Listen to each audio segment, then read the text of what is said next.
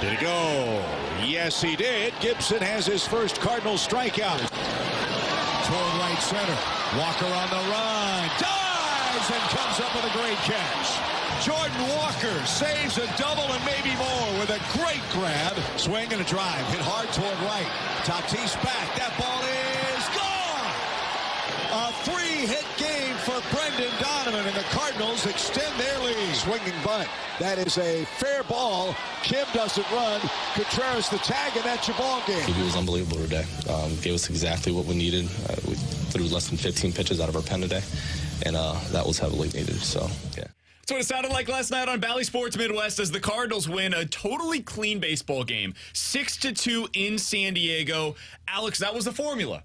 We're always looking for this early in the season. What does it look like for your team at their best? When the Dodgers are at their best, well, we saw what that looks like. It's a little different than just about every other team's best, right? Their starter goes out there, he's throwing 100, he strikes out 11 over the course of the game. Mookie Betts hits 3 home runs. Teoscar Hernandez adds a couple. You got Shohei over here doing his thing. Freddie Freeman gets on base 4 times. Max Muncy, you just go down the list. Yeah, that's what they look like at their best. The Cardinals look different at their best, but they can look good at their best. And yesterday you saw it. The way that this team can win, Alex, you need your starter to get you 6 or 7 innings. You've got 2 or 3 innings out of your bullpen, the high leverage arms that we've come to know and trust. Get to the usage of those arms, but the arms that you've known and trusted, right?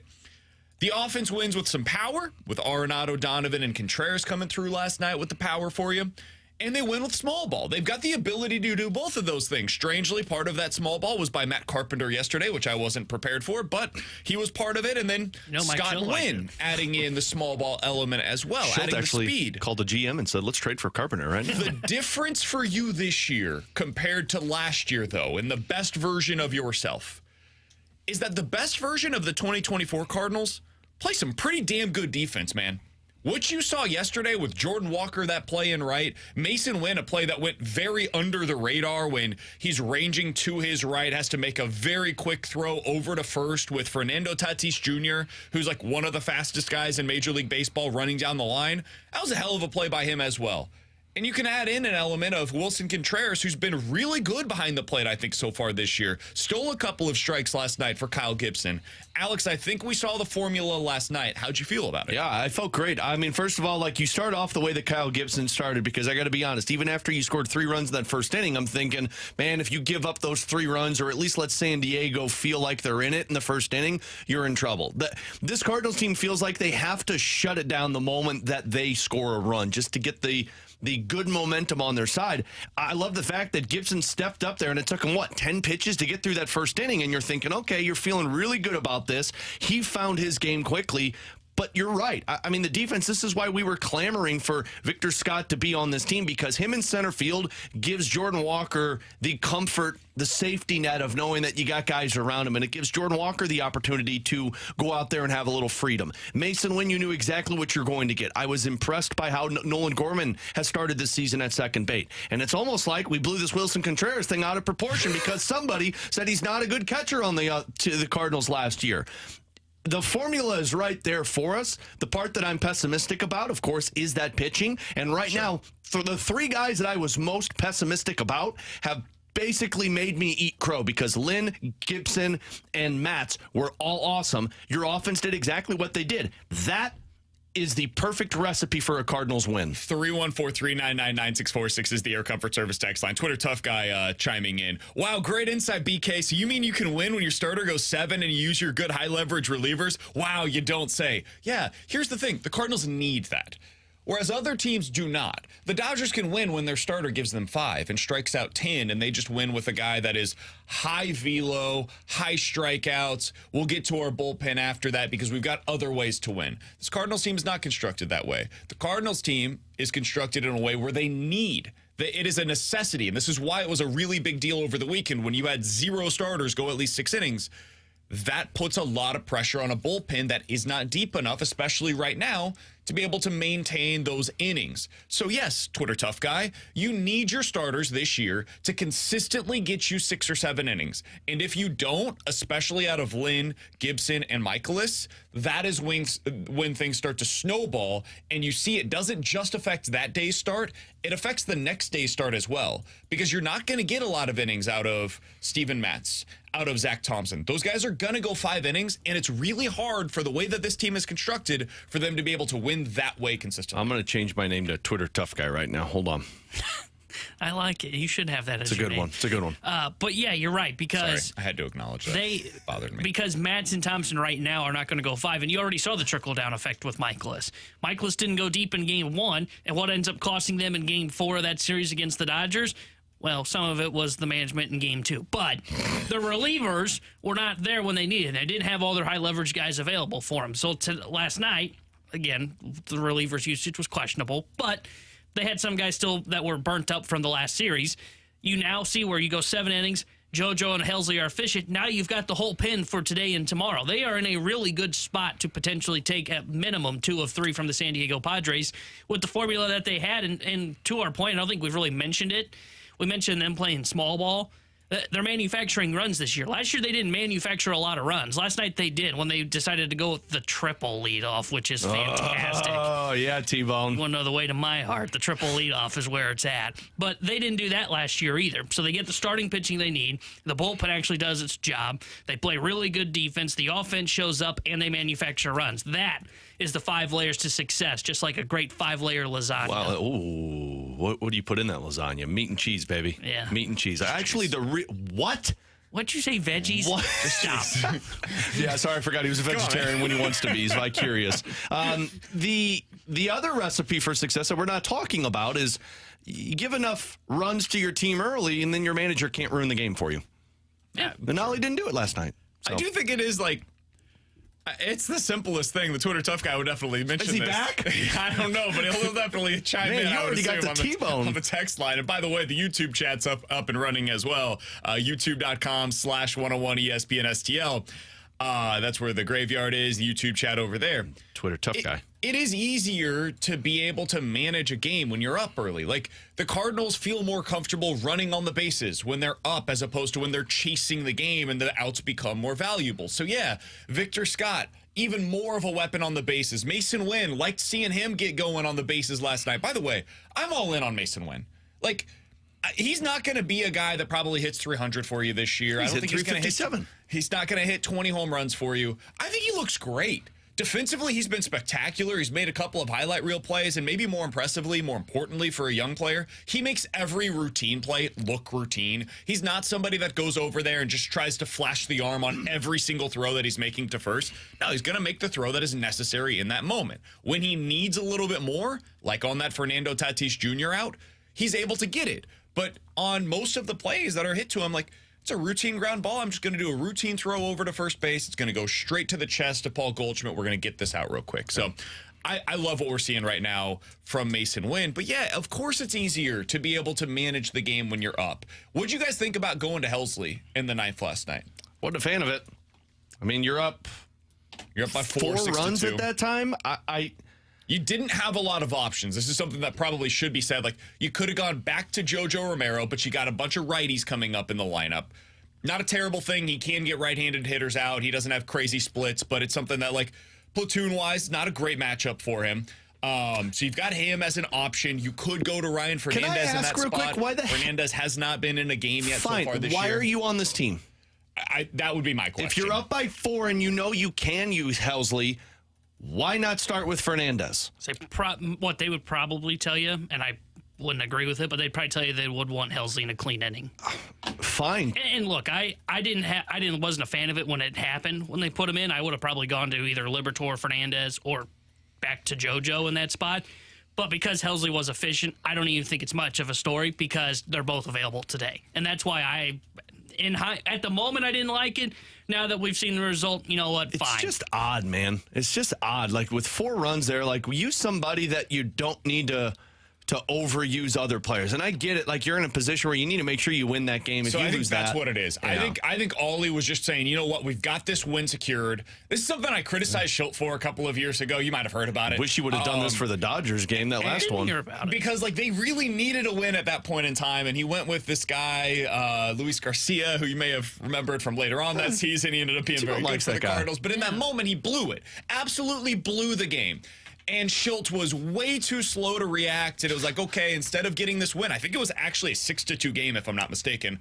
Instead of going out there and getting a high leverage reliever to put in the spot to stop the bleeding, he just stuck with him and stuck with him and stuck with him. And it bothered me. Schilt has not been here for 4 years, and he still lives in your brain, doesn't Correct. he? Rent-free. So in that spot for the Cardinals last night, when I first saw it, and even after I had thought about it for a little bit, I didn't love it. I didn't love the decision to go to Ryan Helsley. But now that I've thought about it more, man, you needed the win. You needed to come away with a victory in that one. And so, yeah, I could play it for a situation that might arise today or tomorrow where I might end up needing Ryan Helsley, or I can play for the right now. And I could get this win, go out there, give me my best dude. I only needed 2 innings today. Michaelis should give me innings tomorrow.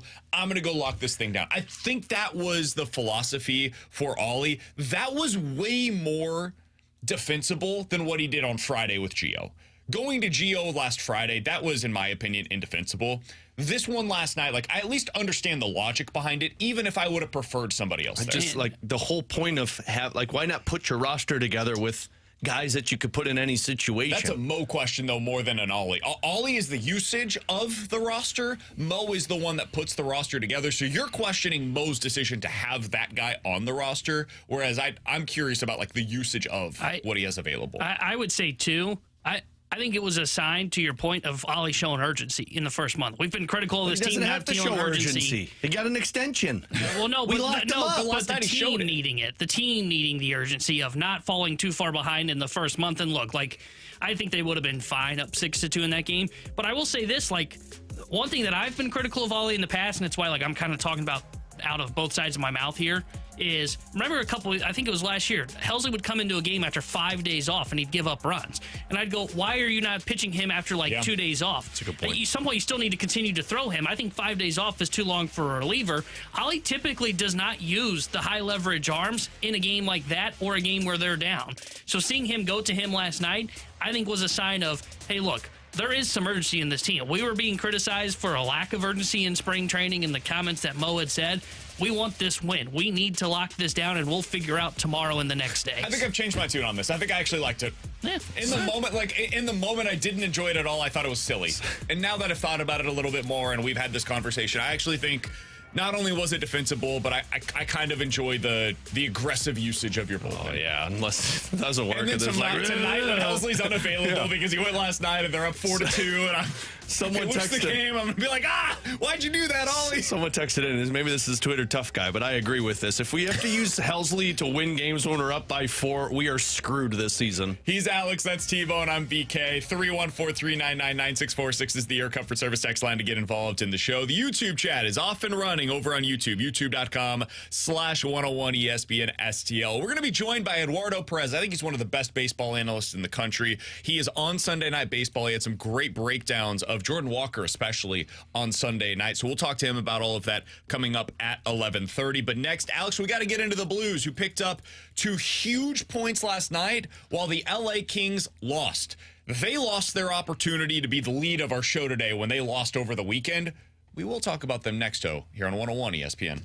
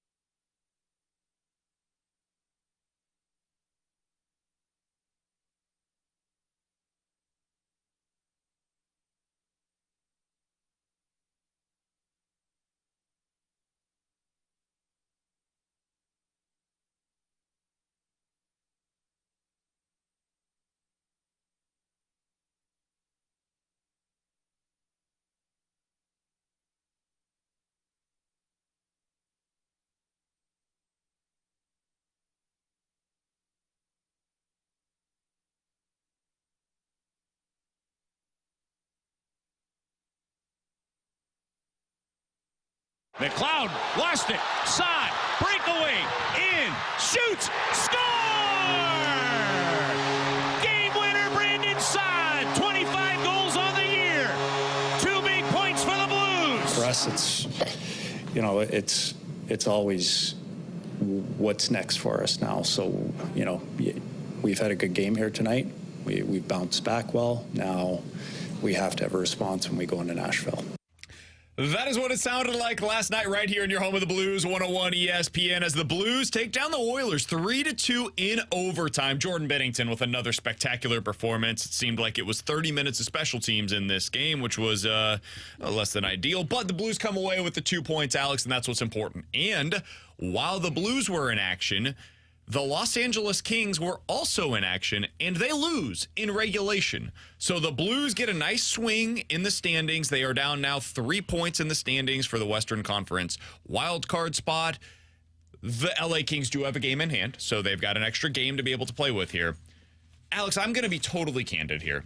This is how I feel. It's all I can tell you. Wait, you don't do that all the time? I lost my ability to believe in this team when they got absolutely pummeled on Saturday 4-0 at home against the Sharks in what many have called one of the most embarrassing performances by the Blues in years. So it was really hard for me to get overly excited last night, despite this being a really good win for them against a very good Edmonton team. So, yeah, good response. Liked seeing that. I need to see it against Nashville, man. That's the team that's beat the heck out of you all season long. And if you're able to do it against them, I'll start to believe a little bit more. Unfortunately, you do also have another game against San Jose, which has been the Achilles heel for the Blues all season long. That's never good. What did you make of last night's win against Edmonton? Where are you at right now on them potentially working their way back into the playoff mix? This team is so frustrating because I actually thought they played good last night. The third period, they didn't look great. Because obviously Edmonton was making a push and they scored, which, when you're one of the best offenses in the game, you expect that. But I thought the first 2 periods, they found a way to eliminate Connor McDavid and Leon Draisaitl. They earned their power plays by forechecking hard. The Blues are a weird dynamic because when they play against teams that also like to play East-West, that like to play rush hockey, the Blues channel their inner, we could play forecheck North-South hockey and we'll beat you. And they did that against Edmonton. You kept Connor McDavid off of the board other than the assist that he picked up. And, yeah, you got a couple of lucky breaks and that goaltender interference that was called back, and then the one that was a good goal that I kind of thought was goalie interference. But that game, you've had success against Edmonton this season. For whatever reason it is, you've had success. You haven't lost to them in regulation. Now, I think, is the real litmus test for the Blues, because you're taking on a Nashville Predators team that doesn't play East-West hockey, that plays forecheck, grind you down, beat you to every puck battle, and you're going to have to outmuscle us. And those games don't work in favor of the Blues. So if you find a way to channel that forecheck in your game and outduel a Nashville Predators team that has lost back-to-back games, and I think they've given up like 14 goals in that 2-game stretch, I can at least start looking at it and saying, okay, well, you just did it against a really good opponent. Here's the thing. You've put yourself in a bad spot. You can go 7-0 down the stretch to get to 98 points, and that still isn't good enough. You went 9-5-1 in the month of March. That was the 7th best point percentage in the National Hockey League in the month of March, and you gained 2 points. So you're 3 points out. LA has continued to lose. They're 5-5 in their last 10. You played well against Edmonton. You have zero room for error. If you lay a dud against any teams, then it's going to get even harder for you. But for right now, the Western Conference is keeping you in, and you got to at least respect the Blues for answering the bell after that San Jose Sharks loss. Yeah, they at least got my attention again. I thought that we were playing out the string. I still kind of feel that way, honestly. They can get me back on board with a really impressive performance against Nashville, because this is the team that's given you so much trouble all season long with the way that they play, the style of their game. If you win on the road in Nashville on Thursday night, all right, we can talk. And then if you win on the road in San Jose against a team that for whatever reason has had your number all year, now we could really have a conversation about what it will look like the final 5 games of the season for the Blues. But until then, man, I've seen them lose one too many games when it not only mattered, but it was everything for them. And games that were hey, you not only should have this, you got to have this. Like Columbus going into the break, got to have it. Can't lose that 1-1 nothing. Can't get shut out in it. That's the other thing is like, not only are they losing these games, they're getting embarrassed. Yeah. You get shut out. You're the only team that's been shut out all year by Columbus, and you did that going into the break, and it felt like they were just the 1-2-3 Cancun type of situation. You go into that game against San Jose, it was very clear that they thought they could just drop the puck and be the best team on the ice without even having to really give it any second thought. They had a good first period and then just decided they didn't need to play anymore. That's the stuff that bothers me about the way that this team is playing right now. Last night, good performance. I need to see a hell of a lot more to believe. It's like it's a focus problem for this Blues team to where, like, that San Jose Sharks game, like, you played well in the first period. You couldn't get one past Mackenzie Blackwood because you wouldn't go into the front of the net. And then when you're down by a goal in the first period, you're thinking, oh, crap, we're not going to get back into this one. And then you start playing the individual game. Last night, you were the one that was down, and you found a way to at least respond with it. So, again, this is such a confusing team this season because they honestly could get into the playoffs. They could take on an Edmonton Oilers, a Vancouver Canucks, a Dallas Stars, a Colorado, and give them a 7-game series because of their goaltending. It's just I don't know how to read this team, and frankly, the Western Conference has kept them in this race. So as long as they find ways to respond after a bad loss, you just have to go 7-0 in your final 7 games. He's Alex, that's T-Bone, I'm BK. 314-399-9646 is the Air Comfort Service text line. We'll get to questions and answers coming up in about 15 minutes. But next, Eduardo Perez had some really interesting comments during the baseball game on Sunday night that was on ESPN. He was talking about Jordan Walker's hip leaking, and he saw it after like 2 pitches to Jordan Walker. What is he seeing there? How do you fix that kind of an issue? And what does he think about the 2024 Cardinals rotation? We'll talk to Eduardo Perez about all of that, so much more coming up next here on 101 ESPN.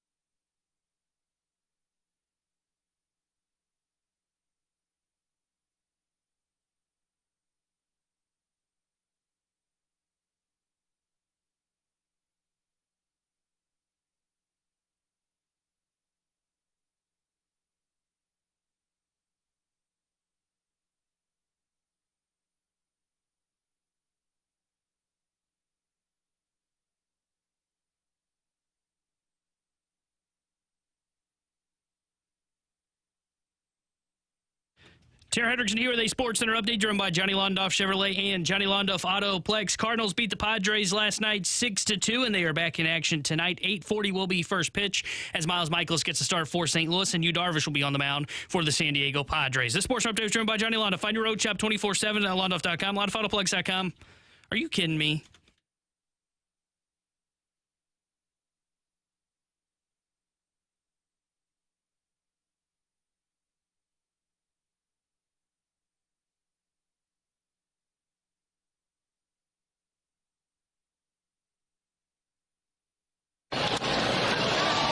Center. Walker on the run. Dives and comes up with a great catch. Jordan Walker saves a double and maybe more with a great grab. And San Diego out in order in the 5th inning. Jordan Walker having himself a great night tonight at Petco Park. That's what it sounded like last night on Bally Sports Midwest. Chip Carey on the call. Jordan Walker been a topic of conversation here in St. Louis. First for his bat, last night for his defense alongside Alex Ferrario and Tanner Hendrickson. I'm Brandon Kiley, and we are happy to go out to the 101 ESPN hotline where Eduardo Perez is waiting for us. He's an analyst for Sunday Night Baseball on ESPN, also a host of the leadoff spot over on MLB Network Radio. And Eduardo, we appreciate the time as always. We heard your comments about Jordan Walker on Sunday Night Baseball about his hip leaking, and we wanted to make sure that we got you on to ask you a little bit about that. So tell us about what you saw from Jordan Walker in that game on Sunday, and is it something that's easily correctable in your opinion? I think it is, and first and foremost, hello to all of you guys. And the reason I bring it up is because I think he's a special talent, right? And when you have a special talent like Jordan Walker at his age to be doing what he's doing at the level that he's at, these are things that are easily correctable, and it's just going to take time and playing time and trial and error. But Jordan Walker is special, and what I was breaking down is you see that, especially in the takes, it's harder to break down plays now with the clock during games because everything is sped up, but you want to be able to tell the audience breakdown of a player that I think is uber talented. His front hip goes flying. And even on the takes, on the fastballs away, on the sliders away, that front hip, as soon as it starts flying out, the only pitch he'll be able to handle consistently is the pitch middle in. And you know, this comes with experience. This comes with controlling your body. This comes with trusting your hands and understanding how to be able to control that. And it takes a lot of repetition and a lot of discipline. But I think it can be fixed with his talent. Again, a guy like him, as strong as he is, as big as he is, he should be able to drive the ball to right center, to right field with authority, and at the same time be quick enough inside and not have to worry about the inside pitch. And once he gets that down, I don't think there's anyone in the league that can be as good as this guy that the Cardinals have, because he has a great hand-eye coordination. It's just that front hip starts flying out, and when it does, he doesn't use 100% of his strength in his legs, and that's something that's very important when it comes to hitting. Eduardo, I'm glad you said trial and error for Jordan Walker. And from somebody who has been a hitter, a hitting coach in this game, when you hear about players that are struggling at the plate, it seems a lot of fans go to is, oh, well, you got to send them down to the minors and let them get some work and bring them back up. Does that benefit a player like Jordan Walker, or would you rather see him get the work in? Last year. Yeah, they did it last year. And we all got frustrated. I was kind of bitter when you did that because they're telling him, okay, we need you to lift the ball. And my goodness, you know, these are things that if you're going to commit to a guy this young and you're going to commit to a talent like that, you let him find out at the big league level what he can do and what he can't do.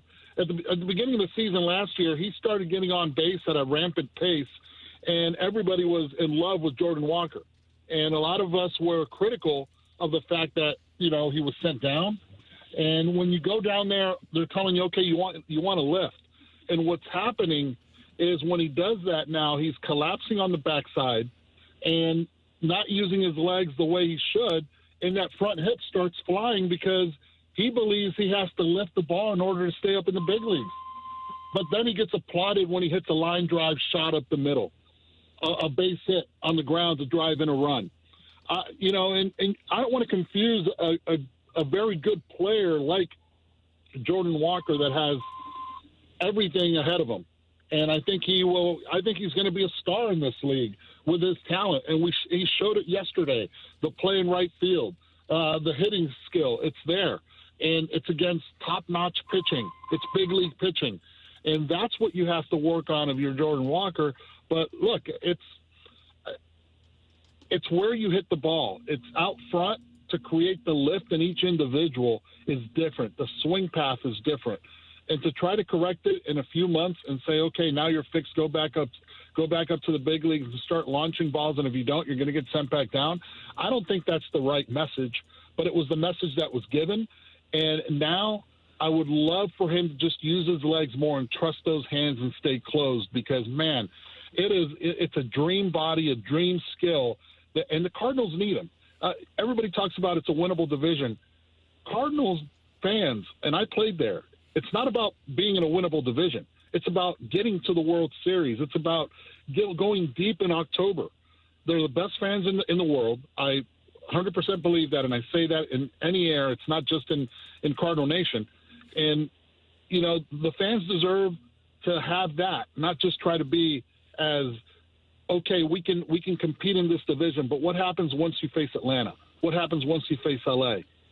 I want the Cardinals to compete against them too. And Jordan Walker is going to be a major part of that. Can we get a round of applause real quick for Eduardo Perez? God bless you, Eduardo. Just a quick round of applause. Eduardo, I'm going to clip that, and anytime they send the player down this season, because I'm worried it's going to happen, I'm just going to keep playing that over and over for me. I'm just talking about him saying that it's time for the Cardinals to compete for something more meaningful than just a National League Central crown. Like, that is, Eduardo, you are hitting on everything that we've been talking about for, the last 5 years now, where it does feel like that's the bar to clear. Get to 90 wins, get in, see what happens. And I know that, there's some truth to it, right? We saw it with the Arizona Diamondbacks last year. They win 84, they get in, they see what happens. A couple of years ago with Philly, it can't happen, but man, these teams around the National League, we just saw it with the Dodgers, and I do want to get your thoughts on them. That 1-2-3 is about as good as I've ever seen, what they've constructed there. And to be able to go up against it, you're going to need to hit on guys like Jordan Walker, in Mason Wynn, in Victor Scott. So what do you think it would take for this team, Eduardo, to be able to compete with that Dodgers team that you just saw this weekend? Well, look, I think it's unfair for any team in the big leagues to try to compete with the 1, 2, 3 of those two of the Dodgers, or even of the Atlanta Braves. I think it's unfair. I think it's not realistic right now. It could be in a few years once those players continue to develop.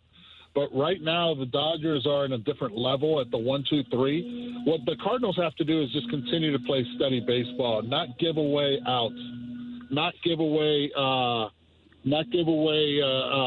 As I'm talking to you, our gardener right now decides to start blowing the leaf blower. So I'm going to try to move back a little bit here. Always in the right moment. But look, this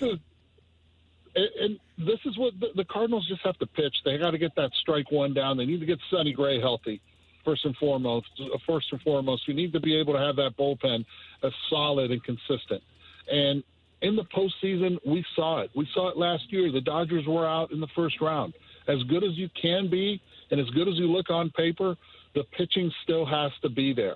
And the Cardinals and John Mozeliak, they're counting on the veteran guys to be able to do it. Look, a great example was the Saturday night game where Lance Lynn loaded the bases up, and you're like, here we go again. And what did he do? He got out of it. And a veteran pitcher gets out of it. A young pitcher probably just folds in the moment. And he was like, oh, what the heck? I got the bases loaded. Let me just try to get out of this the way I know.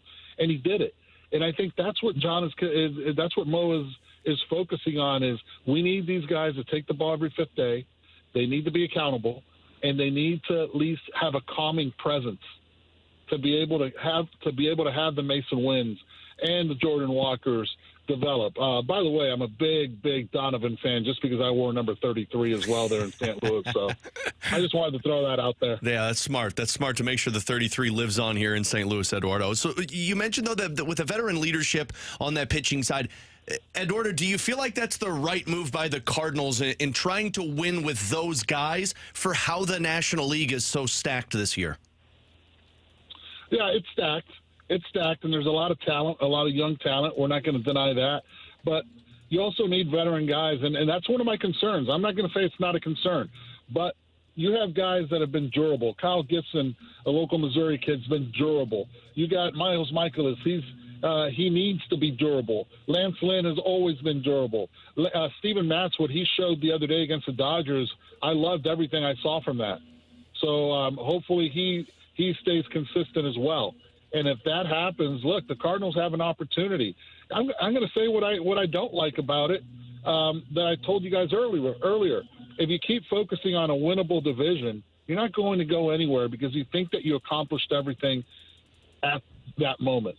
And it's interesting that I go into every clubhouse during spring training, and every Saturday and Sunday I go into the Sunday night game clubhouses, and you can tell the teams and the players that know and understand that they're going to compete and win to be there in October. And you have to have that mindset. And if you do have that mindset, you go far. You really do. Man, I just washed my car, and this guy's blowing every leaf in my car. Unbelievable. I got sour grapes right now. I don't blame you. It takes a lot to muster up the opportunity to find time to go wash your car, Eduardo, and after it's clean, and then you put leaves on it? Oh, I'm with you. I'm angry for you. Oh, man, you have no idea. Hey, at least it's not lawn clippings, though, right? Oh, I am so bitter right now. What made you more mad, the lift that the Cardinals tried to get from Jordan Walker or this moment with your leaf blower? This moment right now. Yeah, I get it. Right now. I get it. What color car does Eduardo Perez drive? Is it a white car that's just going to show everything? This is terrible. It's an electric vehicle. I'm so proud of my car, and I try to keep it as clean as possible because weekdays are my weekends here, and this guy's blowing leaves all over it. This is terrible. I'm getting rained on right now. Yeah, I could. This guy is in for a world of hurt soon. Eduardo, we'll get you out of here in just a minute. Hurry, because you got to get deal this with guy. This situation. I did want to ask you. I love the way that the Cardinals have constructed this lineup. You've got on base percentage at the top. Eventually, you're going to get Lars Nootbaar back, who will help with that as well from the left side. You've got some speed. You've got some power. What do you think of the way that they've constructed this lineup? Do you think that it is something that can work in October as well as during the regular season? Yeah, I think it can definitely work. Look, what I love about it is they went out and they got veteran guys to lead and show if it's Mason Wynn the way to go. You bring Brandon Crawford, that's a high character guy, fellas. And he has a calming presence about him. And if Mason just gets out of whack a little bit, I believe Brandon Crawford's going to be a major influencer there. Matt Carpenter, you guys saw how much he struggled in the last few years in St. Louis, and he's had success. He went to New York, found success there, went to San Diego, found success, struggled a little bit again last year, but he's in a different mindset this year, and those guys are going to help the young fellas out. And then I love the leadership of, as I said, of Brandon Donovan as well. I haven't even mentioned Goldie and Arenado because we know what we're going to get out of them. I think last year was just a sub year for them, and you can have a hiccup here and there, but I think moving forward, the concern isn't on the pillars, and those are the two pillars at first and third. It's about the calming presence that the other veteran guys that had the time to do so can have on these young players. Eduardo, you're the absolute best, man. We appreciate the time as always. Now go get after that gardener. Let him know this is unacceptable. Gardner, I'm on my way back to the car wash. I was wondering if you got in your car. It sounded like that was what was taking place. I did. I honked at him. I said, move out of my way. I'm going out to the car wash. And when I get back, blow the leaves the other way. Hey, fellas, thanks for having me. I really appreciate You're the best. guys. Appreciate you, man. That's Eduardo Perez, analyst for Sunday Night Baseball on ESPN, host of the leadoff spot on MLB Network, former Cardinal is in his own right, number 33 here in St. Louis. One of my favorites. I don't think that there is a better analyst going right now in Major League Baseball than Eduardo Perez. I was really hoping he cut you off in the middle of that question and said, hang on a minute. Hey, knock it off! It's my car! Everyone leaves on it! I just talked to Eduardo again. I always talk to our guests after they get off. He goes, I'm serious. I'm on my way to the car wash. I'm really upset. Hey, there is one thing that I understand coming from, and it is finding time to go wash your car after the winter season. It takes forever to find time to go wash it. I mean, to be fair, he lives in Miami, so his winter season's a little different Well, but than maybe our he takes winter it elsewhere. season. You know, maybe he drives it around places. I love it. I absolutely love it. All right, let's react to this real quick. We do want to get to some of your guys' questions. 314-399-9646 is the Air Comfort Service text line. We'll get to those on the other side. What he said about the Cardinals aiming for more is something that we've spoken on a million times, so we don't have to spend much time on that here, but I just want to acknowledge that once again, he is a national voice that understands St. Louis baseball, and that is asking for them to please strive to be something more than just the best team in this godforsaken division. I do want to get to what he said about Jordan Walker and not trying to lift and that potentially messing him up. I was somebody last year that I was on the other side of this, right? I thought, you know what? There is some validity to what they're saying. He's on the ground way too much. What I probably didn't take into account enough is what that could do from him mechanically as he's trying to get to the lift, right? Like, what do you do to artificially get yourself there? There is no shortcut to having a really good swing that is repeatable and that will have staying power over the long run. You just got to get there. So that is something that he said that I did find to be really interesting. I appreciate, and this is coming from a guy that has played the game, has been a hitting coach in the game. I appreciated what he said about not sending these guys down to work on stuff, because I also feel like it's the go-to for every single fan out there when a guy is struggling. It's, well, you got to send him down so he can go get work. No, let him get the work at the major league level. When you know the talent is there and when you've seen the success in the minor leagues, let him stay at the major league and figure it out as he goes. Is it going to be looking bad at times? Absolutely. But I'd rather him figure it out with the major league pitchers than go down against minor league pitchers, figure it out and come back up and have the same issues. I feel like that is stunting the growth of so many bats for this Cardinals team. Keep them here. Let them go through their ugly warts at times so that they can come out on the other side. I'm so glad he said that. Alongside Alex Ferrario and Tanner Hendrickson, who's just still coming down from the glow of that interview. I'm Brandon Kiley, it's BK and Ferrario here on 101 ESPN. Coming up in about 15 minutes, what do the Cardinals do when Lars Nootbaar is on his way back? He's gonna start a minor league rehab stint today. The morning show said something earlier today that I just couldn't honestly disagree with anymore. So we'll get to that coming up at the top of the hour. Questions and answers is next. Man, I just washed my car, and this guy's blowing every leaf in my car.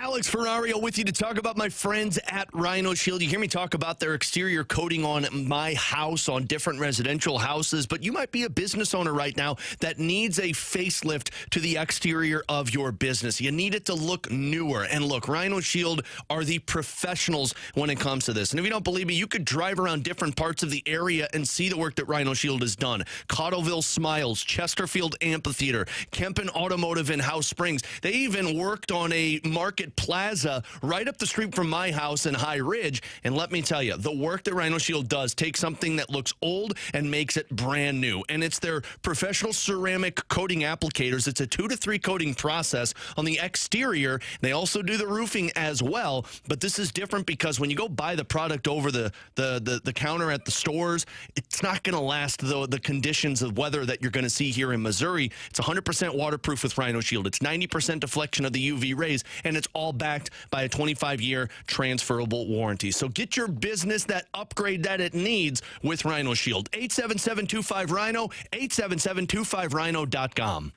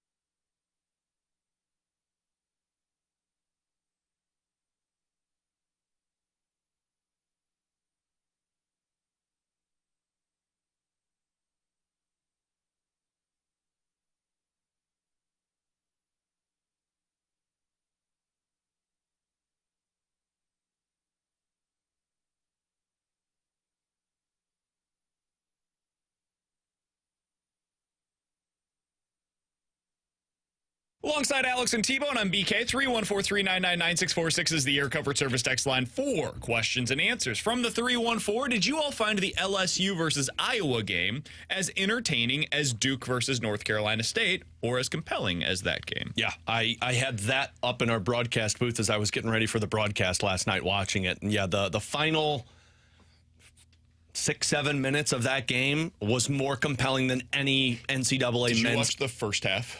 A little bit of it. At that time, I was getting all of my prep stuff done. First half was some of the best basketball I've seen in a really long time. I had it on, but absolutely incredible. Yeah, I wasn't locked in like I was that second half with it. Caitlin Clark put on a show. That first half, though, like especially the first quarter, those teams could not miss. They could not miss in the first quarter of that game. Angel Reese twisted her ankle, and after that, just did not look the same. Just didn't look the same in the second half, and it was very clear I was going to pull away. But man, to answer the question directly, hell yeah, I found that game better than to be any men's basketball game that we watched. Absolutely, totally agree. I think the part that made it so special, because I think they were kind of different. I thought both were great and entertaining.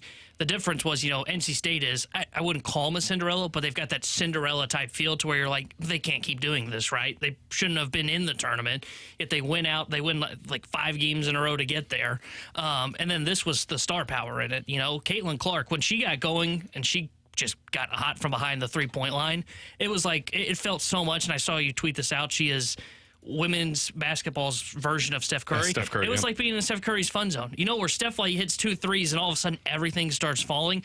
That's what it felt like with Caitlin Clark. She was pulling up from deep, and I'm like, "What are you doing?" Never mind, it's going regularly. In. It was NBA Jam when you just like he's heating up. It's everything you shoot. Yeah. You could be on the other side of the court and you just jump up a 3 and it's in. I heard the morning show ask this earlier today. Like, what is the equivalent? Who is somebody that has done this for their respective sport the way that Caitlin Clark has for women's basketball? Because she's not the first star in women's basketball. We've had regularly a star that is playing in women's basketball. It seems like every year there's somebody that emerges as the star, and then sometimes they're there for 3 or 4 years after. Like Juju Watkins is going to be the next star in women's college basketball. She's at USC. They had a fun game last night as well, although not as close as I was hoping for. I had USC to win the tournament. Didn't quite go that way. But of course, there's always somebody that has emerged. I was talking to my wife earlier today. I feel like Mia Hamm kind of had this for the women's team and the national soccer team. Yeah. Serena had this kind of transcendent ability to just appeal to anybody that is watching the game because she is different. Tiger kind of did this for golf that brought in new fans to the sport. And that's what's different about what Caitlin Clark and LSU to agree on to a degree. I think they both kind of needed each other to become this level of stars. They have appealed a game to a new audience that otherwise was not watching the women's college basketball game. And that's what's different right now. And I hope that it capitalizes on it and they can continue this into the future. But man, what a moment in time this was. I mean, that was star on star power. That's what you want in any game. But to live up to the expectations is to have a close one and a back and forth, because typically in those you get let down when one runs away with it and the other's not as competitive. That one didn't have that at all. 314-399-9646 is the Air Comfort Service text line. From the 618, guys, do you think that players are noticing around the league that St. Louis is not as great of a place to win as it once was, and that is why it has become less of a destination for players than it used to be? I think we go into cycles with this. I remember a few years ago before the Goldie and Arenado deals, there was a lot of conversations coming off of the Stanton rejection. Is St. Louis still a destination for baseball players? I think St. Louis has always appealed to a certain mentality of baseball player, I would say. Yeah, Mark McGwire loved it here. Jim Edmonds loved it here. Scott Rowland really enjoyed playing here. Matt Holliday appreciated it. Nolan Arenado very clearly does. He had two opportunities to opt out and chose both times not to. Paul Goldschmidt wanted to stay here. I think there are other personalities that, hey, the number one thing, I mean, this is the case for anything in our lives, right? What is the most important aspect of your life? Is it family? Is it your job? Is it the location in which you are living? For a lot of baseball players, the number one thing that they want is they say, first of all, I want to be in one of these 3, 4, 5 different locations. And beyond that, yeah, we can kind of go through the contract status. We can go through what the team looks like, all of these different things. And for some of those players, St. Louis is just not going to be that destination. I mean, to the questions point, I do think there is some of the mindset of what Eduardo Perez, where it was, the Cardinals, they don't want to just get to the NL Central. They want to win the World Series. And I wonder if some players, and I don't know this to be the answer, feel as if that tone has changed with the Cardinals from what it used to be, which can change your mindset. if you're a free agent and thinking I want to win now, there are certain personalities that just match St. Louis, like a Kyle Gibson. When they're available, they want to sign in a place like St. Louis. I think on just both brands, if we're talking about both baseball and hockey, I think it may not be a destination that you want to go to. It's just a destination that you don't feel like you're going to win right now with. Yeah. And that's where I think the mindset changes of, well, if they're not giving me the money, if I'm not getting all of the money in terms of the no tax opportunities in certain states, and if they're not winning right now, what's my push to sign there? Yeah, that's the thing for me is I think people would love to sign here when the Cardinals are at like that 90 win. You're going to be in the playoffs. You're going to have a shot. Like this year, I was kind of skeptical. You know, what are they competing for anything meaningful when you got the Dodgers and the Braves out in the West and the East? Maybe not. So maybe I don't necessarily want to go there. I want to go somewhere where I can win. Like you said, this isn't New York. There's no Broadway to go down. It's not L.A. where there's the star power. You got to be winning if you're going to bring somebody in, unless you're the baseball nut. Like, I think Sonny Gray is the perfect St. Louis Cardinal. Why? Because he's a baseball nut and he loves the game. That's Tanner Hendrickson. He's Alex Ferrario, and I'm Brandon Kiley. You guys can get involved in the show via the Air Comfort Service text line at 314-399-9646, or you can watch us on YouTube, youtube.com/101ESPN-STL. Coming up next, the morning show talked about it earlier today. What do the Cardinals do when Lars Nootbaar returns? They said a name that should go down that I think should absolutely not be the corresponding move. We'll tell you what that is coming up next here on 101 ESPN.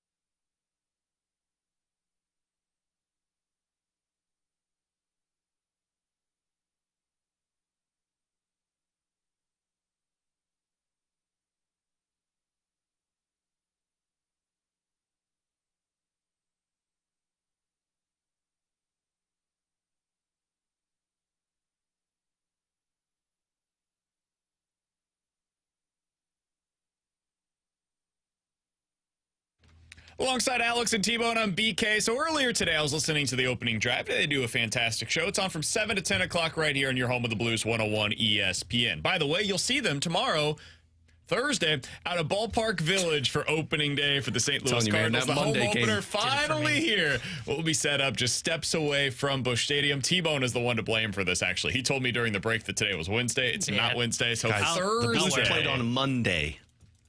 Cardinals will be back here in St. Louis for the home opener. Sweep of the Padres. We'll be there. The opening drive will be there. The fast lane will be there. We're all coming to you live from Ballpark Village. And that opening day broadcast is brought to you by Swiss Air Heating and Cooling, Holiday World, Splashin' and Safari, and Budweiser. Love Holiday World. So earlier today, I was listening to the opening drive, and they had a conversation. I found it to be a little bit interesting. They said, hey, what do the Cardinals do? Only a little bit. A little bit. What do the Cardinals do when Lars Nootbaar returns from injury? He's heading out on his rehab assignment today, so sooner rather than later, he'll be ready to go for the big leagues.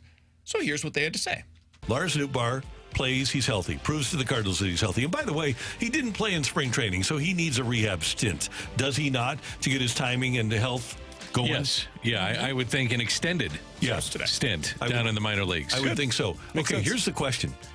If Lars Nootbaar, when Lars Nootbaar is ready to return, do the Cardinals send Victor Scott II back to Memphis?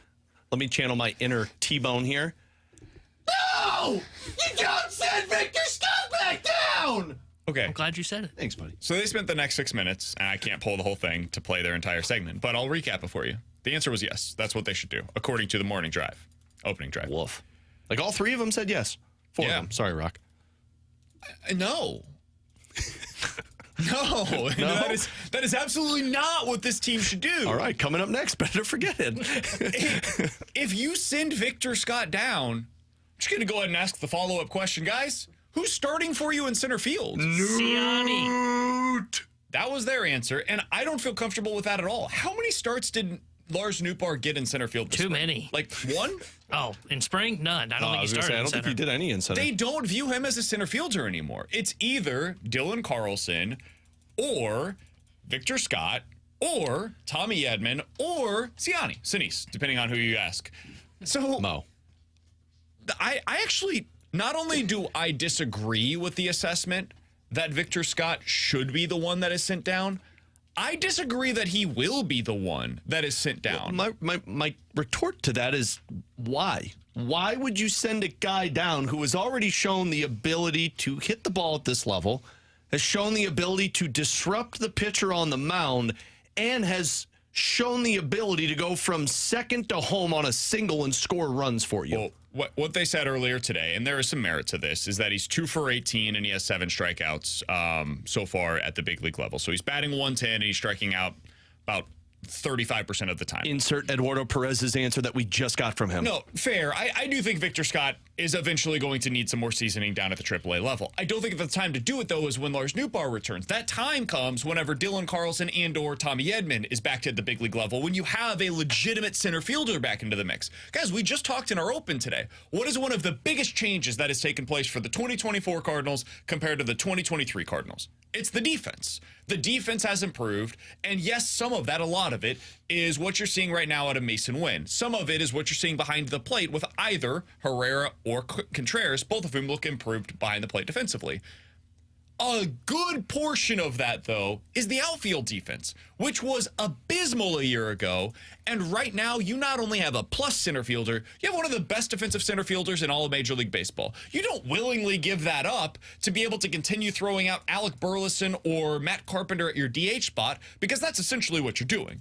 You're replacing your choices. Do I want to keep Victor Scott in center field and have Burleson / Carpenter at DH? Or do I want, or I guess in this scenario, Donovan probably at DH?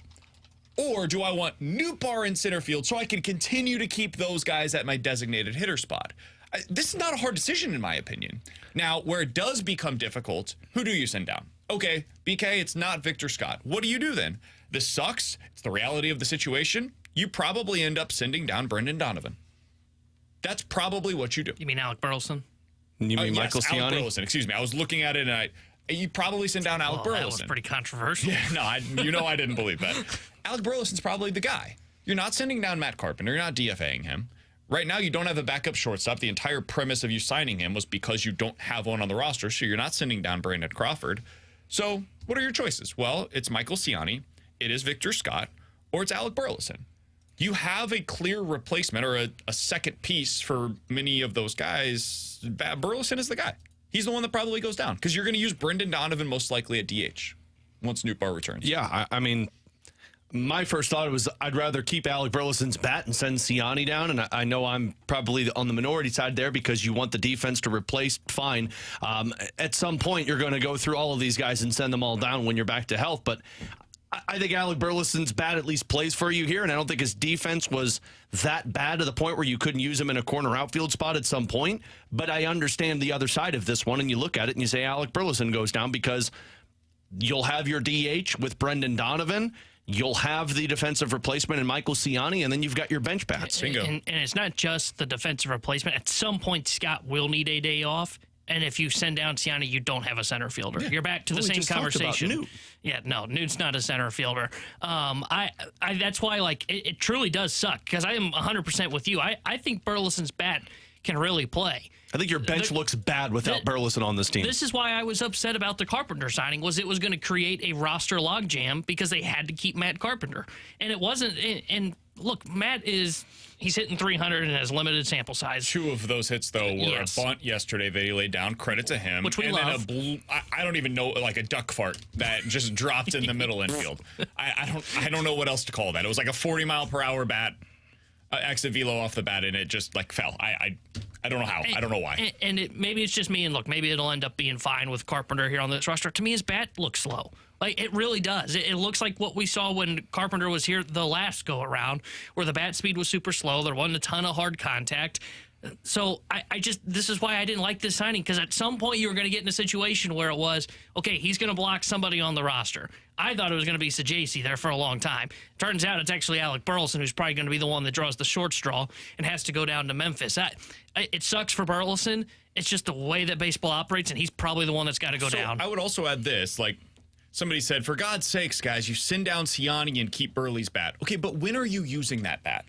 Like, what is the scenario in which you're going to be utilizing that bat once you do have Lars Nootbaar return? Because you're not going to pinch hit him for Lars Nootbaar. You're not pinch hitting him for any of your other left-handed bats. We're not pinch hitting him for Wilson Contreras or Nolan Arenado or Paul Goldschmidt or Jordan Walker. Like, we're basically talking about the bottom 2 guys in your order. You're probably not pinch hitting him in most scenarios for Mason Wynn either. And when you get to a situation where you potentially are going to pinch hit for Victor Scott, like, there's going to be other options on the bench that are available for you as well. I think they view Carpenter and Burleson as comparable.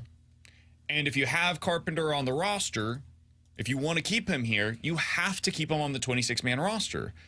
It sucks, but the guy that gets sent down in this scenario, and it's the reason why we thought that when they signed Matt Carpenter, he was probably going to be the odd man out of the opening day roster, is Alec Burleson, man. Does that make your bench worse? Yeah, probably. Man, they barely use their bench. Like, the way that they utilize their bench actually means that Michael Ciani should not go down, because the way they utilize it is for a defensive replacement in the outfield in the 7th inning or later whenever Jordan Walker is going to come out of the game. Let's be straight with this, too. Like, we could get upset about it, whether it should be Ciani or Burleson, but when Carlson's back, when Edmonds back, Tommy Edman is back, Ciani's going to be down, and you're probably going to be DFAing Brandon Crawford at this point. So, like, you're talking about a matter of a couple of weeks, depending on how the healing process goes for Tommy Edman and Dylan Carlson. Apparently, Carlson, it's going to be like 6 weeks, I think I saw. Well, that's always a good thing. But at the end of it, you're going to be at this point to where Burleson's going down at some point because of the slew of bats that you have on this team. But you don't send Victor Scott down. You move on from anybody else. You don't send Victor Scott down. Not right now. If we were talking about Dylan Carlson coming up instead of Lars Nootbaar, like if the timelines were flipped and it was one of Carlson or Edman, I'd be singing a very different tune right now. And you could. Yeah, I wouldn't. I wouldn't love the idea of sending Victor Scott down, but I can at least understand it. You've got a true center fielder. You trust them defensively, whatever. It is what it is. But with Lars Nootbaar coming back, he's not a center fielder. You don't have one. You would be saying, we want Ciani as our everyday starting center fielder. Well, they brought up Victor Scott to avoid that scenario. So I don't think that that's going to be what they decide to do. I do think they will choose somebody else. And I think the most likely scenario is that it ends up being Alec Burleson that goes down. People are going to be mad about it, but I would be way more mad if they sent Victor Scott down. I would be too. And though I do like Burley's bat, he's hitting 214 right now. Like though he had a moment in one of those Dodgers games, it's not. If he was hitting 400, we're all of a sudden having a different conversation. Then it gets more interesting. He's not though. And we'll see. Maybe in the next 2 weeks this changes, and he goes on this crazy stretch where he's hitting the ball really hard consistently, and Carpenter does not look right. And then maybe they have a very difficult decision to make where they say it's worth it for us to cut bait on Matt Carpenter. We're going to have to go a different direction. Carp, hopefully you'll accept an opportunity for us down in AAA, work your way back up to the big league club. But right now, it's not going to work for us with you at the big league roster. That's possible, but it would require Alec Burleson to go on quite a run over the next week or two while Lars Nootbaar gets his timing back down in the minor leagues. Somebody else, by the way, asked, I'm curious your guys' thoughts on this. Why would you go with Nolan Gorman over Brendan Donovan at second base? I think Nolan Gorman has developed into a really solid second base. What has Nolan Gorman done at second base that makes you say get him out of there? There was a time probably 2 years ago where I thought Brendan Donovan was very clearly better than Gorman at second. I don't feel that way any longer. I think Gorman has been more than capable, and with what you need out of that position, specifically with the double play ball with this pitching staff, I think Gorman has been, I mean, maybe not excellent, but pretty damn good defensively. You don't have a weak spot defensively on your team right now. The only weak spot you would have is if you took Victor Scott out of center field and put somebody else there. And the truth is, like, Donovan's going to be playing all over. He'll play one day at first, one day at third, one day in the outfield, one day at DH. He's spelling everybody days off. He'll play at second base one day a week while you get Nolan Gorman a day off. So it's not going to be an everyday DH spot, but his, like, primary home, I think, in your lineup is as your designated hitter. Yeah, I think Gorman, I think Donovan's probably got just a little bit better range than what Nolan Gorman's got. But that double play last night, where I think it was the one where Wynn underhanded it to him, it wasn't hit very hard. It was the one that Gibson got out of the seventh. That's not a double play with Donovan. He just doesn't have the same arm strength as Gorman does because Gorman's a natural third baseman. So his arm is going to play up at second base. That's why they love him there. It's more about what you said, turning the double play, not so much his range. I think Donovan's probably got better range at second base, even though Gorman's is pretty good. It's the fact that they can turn that double play. They've talked about it. They think they've got the best, what would you call it, arm strength in the middle infield with Wynn and Gorman in all of Major League Baseball. He's Tanner Hendrickson. That is Alex Ferrario. I'm Brandon Kiley. 314-399-9646 is the Air Comfort Service text line. Coming up next, Better to Forget It here on 101 ESPN.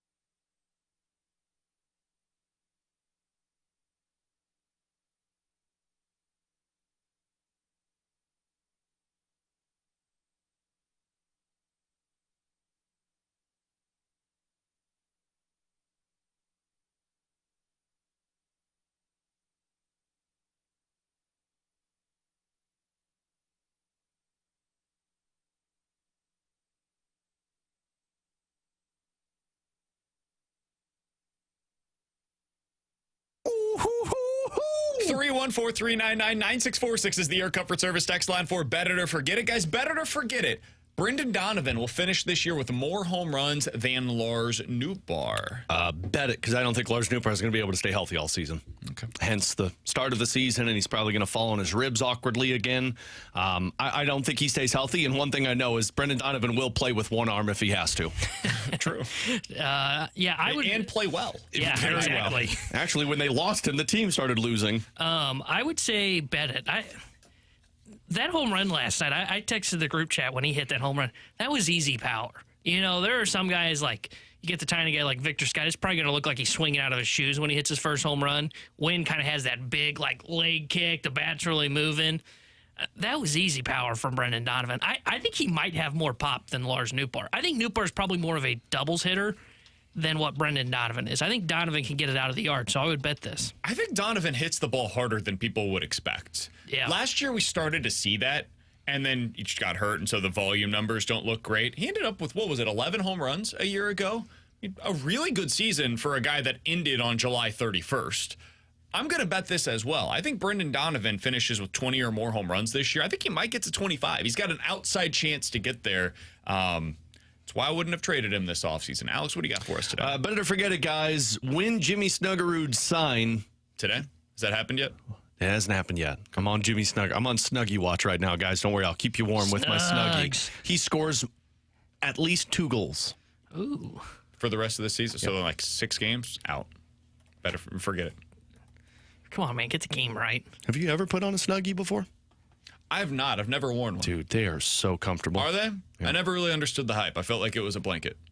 Yeah. It is a blanket, but your whole but body goes in. I already had blankets, so I don't feel like I need to buy with the blanket, like you roll, the blanket comes off. Yeah, and your feet can kind of come out on the other end. That's the worst. I never have that problem. I just get blankets that are big enough. Oh, I have. Oh, sorry, I don't have the fancy money to afford big blankets. You know, I was like 12 when they came out for the first time. I got a Snuggie once as a joke. Yeah? Joke's on them. You really like it? Still use it. I'll bet this. Mostly just because YOLO? Yeah, I mean, is he why going to not? play?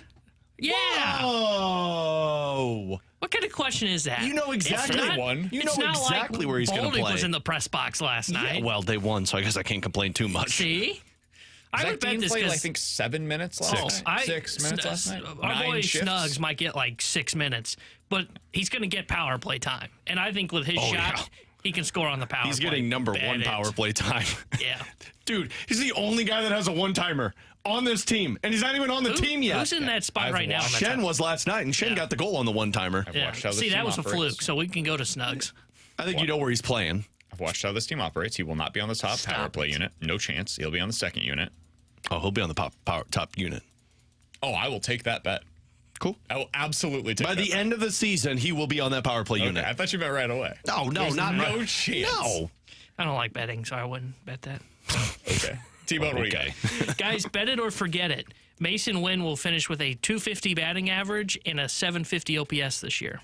I'm going to forget it. I think the OPS is a little high there, but I think he could get to 250. I think his approach at the plate is a little better than I was expecting for it to be this year. After what we saw at the end of last year, he looks solid at the plate. I do think they need to stop bunting over Victor Scott, by the way. Stop. Steal second. No, bunt. Just send him. Wynn can get there, too. I would to third. Yeah, I would steal second, then bunt to third.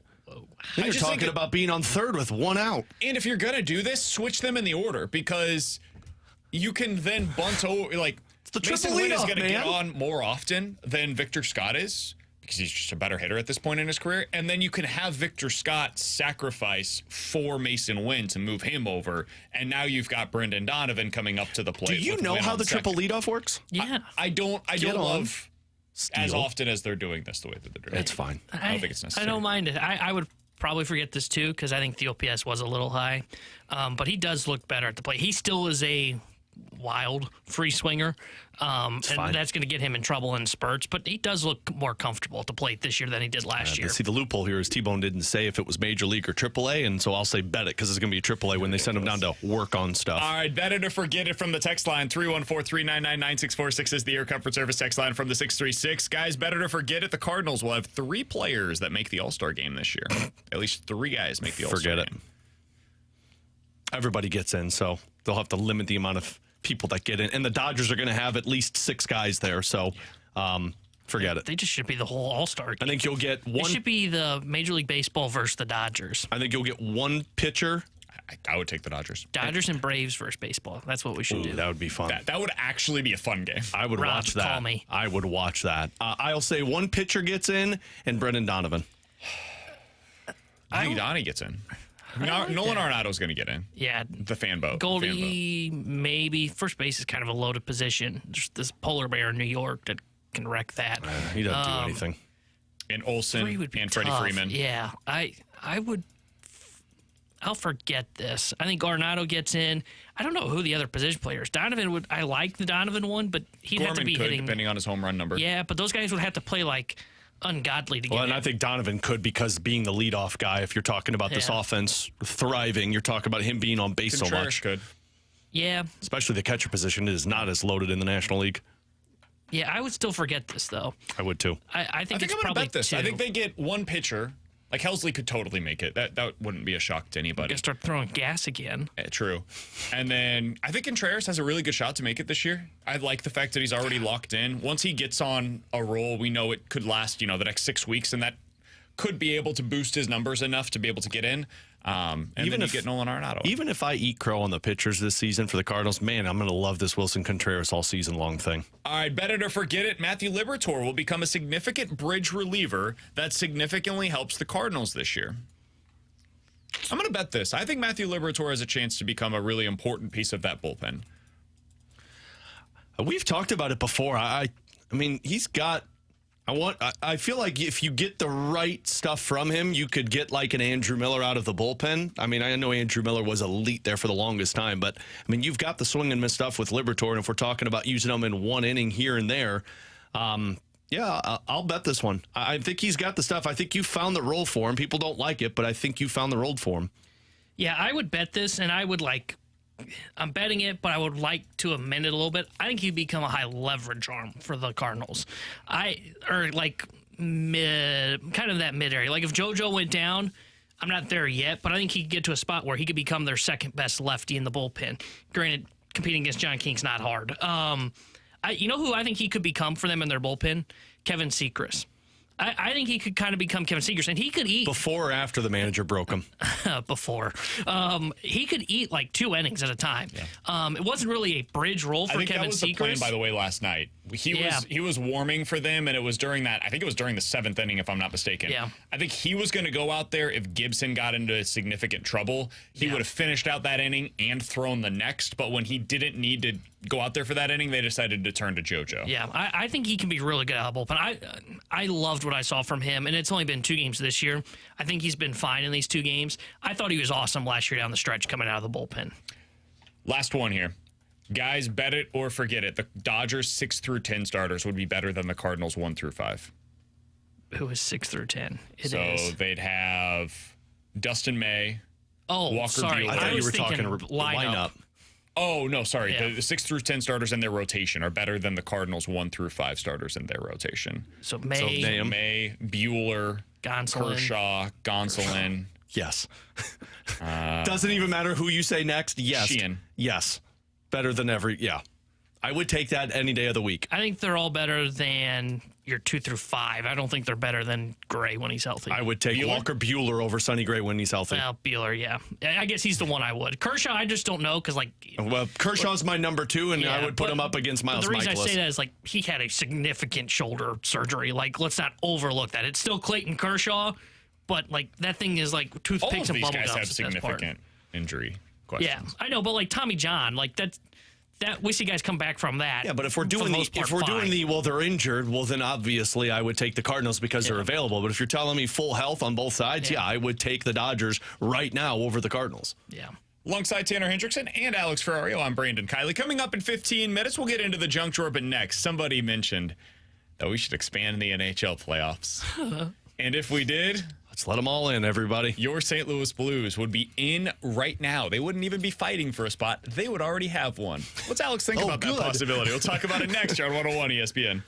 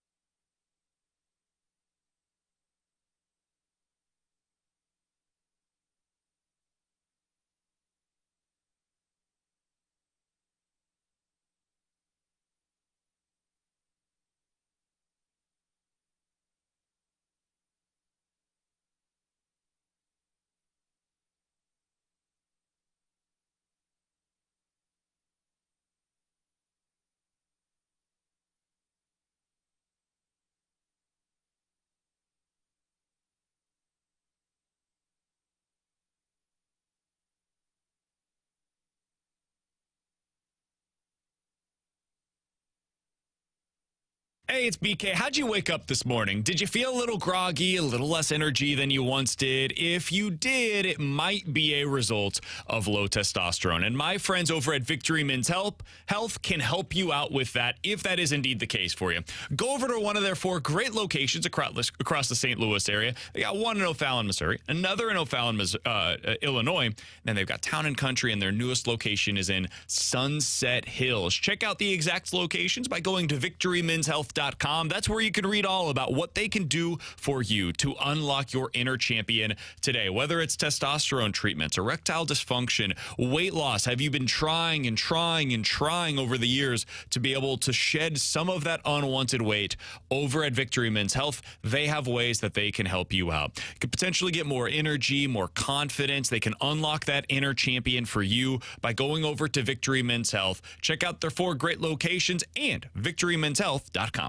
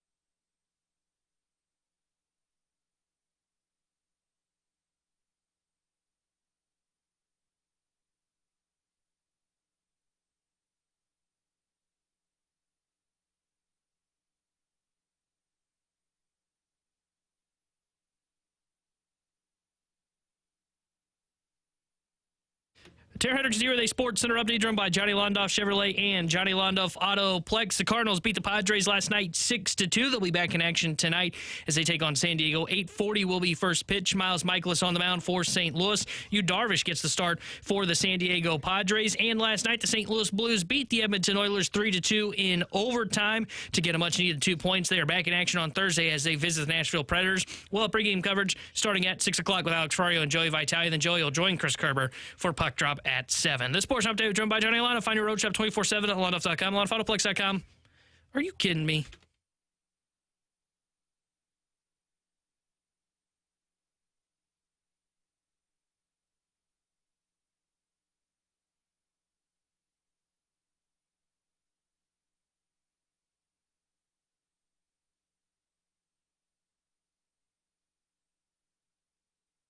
Alongside Alex and T-Bone on VK. So anytime I hear somebody say, "Ooh, the NHL should expand the playoffs," I'm like, yeah, we got to talk about that. So stupid. Elliot Friedman was the latest to do so. Here's what he had to say on the 32 Thoughts podcast. You're a gate-driven league. It is not healthy for you to have teams out of the playoffs this long. I know these aren't competitive reasons. I concede these are not competitive reasons, but it is bad for your league in a gate-driven league to have this. And that's why I am not backing down. I get it, but you're all wrong. Do you wrong? BK. No sport, not the NFL, Get 'em, Jeff. not Major League Baseball, not the NBA. Name another sport. Just pick another league. Ellie forgot has sports. ever regretted expanding their playoffs long term. Not one. I want to get to. I am right, and you are all wrong. God, I am going to text. Shut the hell up! I am going to text Jeff right now and tell him I am so sorry because I feel what you feel every GD day of the week. My God, he kept interrupting it. And then you know what I loved about that at the end? Friedman, Jeff gives him a completely reasonable retort. Like, how are you going to do this, Elliot? Because the schedule's already tight. You've got the Olympics coming. You've got the whatchamacallit, the lead up to the Olympics. The World Cup or whatever. The four regions or whatever. And Friedman's answer goes, I don't care, not my problem. That's this guy. That's this guy. He does it every freaking time. And sure, none of those leagues regret it because you're bringing in money. Major League Baseball should regret it. The fans regret it because they have to watch the crap that gets in. I do like the 3 games instead of the 1 game for the wild card round. Here's what Elliot said, and I get what he's saying because he's talking about like how a lot of these teams have just been out of the playoffs for so long. Like Buffalo, it's been like 10 years since they've been in the playoffs, and the fan bases deserve better. They're 7 freaking points out of a playoff spot. They're sitting in 7th in the wild card conversation. Expanding the postseason isn't going to get that crap team in the playoffs. How about they actually start spending money and getting talented players rather than gifting everybody a playoff position? I mean, to be fair, like Pittsburgh would still be alive. Yeah, who wants to watch that? Yeah, Pittsburgh doesn't even want to be in the playoffs right now except Sidney Crosby. And Elliot's whole remark of, they're gate-driven. Like, Elliot, they're not struggling. The cap's going up for crying out loud. They got 2 more cities that want to pay $1 billion to join. Yes, all these sports leagues are always like, we have to expand the playoffs. Okay. Money. You're doing fine. Let's take a breath, everybody. In the scenario that Elliot's talking about, one more team in the Eastern Conference would get in, so that would be Detroit, and Detroit is tied with Washington in points. I'm fine with that because what that does is it would basically the top team in the East would get a bye, and then that wild card team would take on the second wild card team, and they would fight to take on the number 1 team. In the NFL's playoffs. Yeah, and then in the NHL, we would be talking about the Blues being in format, or in the West. I'm sorry. What? So like What the hell's happening? I get what he's saying, and he is also correct. If fans are listening and they're like, well, I want the salary cap to continue to rise. That's how you get the salary cap to continue to rise. I still hate the freaking idea. When you go to 34 teams, because we all know it's going to get there, now we can talk because half the league gets in already. When you go to 34, half the league is going to get in once you expand it to 2 more teams.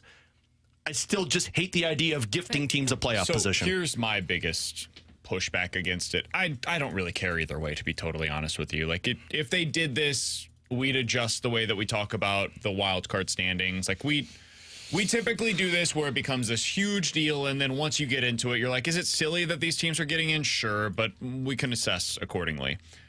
I don't think that the Blues are deserving right now of getting into the playoffs, especially not if like they were locked into a playoff spot right now, which is essentially what this would do. It's because the Sharks lost. They would be pretty close to being locked into the playoffs right now in the Western Conference. The Sharks don't have a chance even with an expanded playoffs unless every team legitimately gets in. The Detroit Red Wings, I don't know that their fans want to watch them in the playoffs either. Steve Yzerman didn't do anything at the deadline because he's like, this team is crap. That's the other potential effect.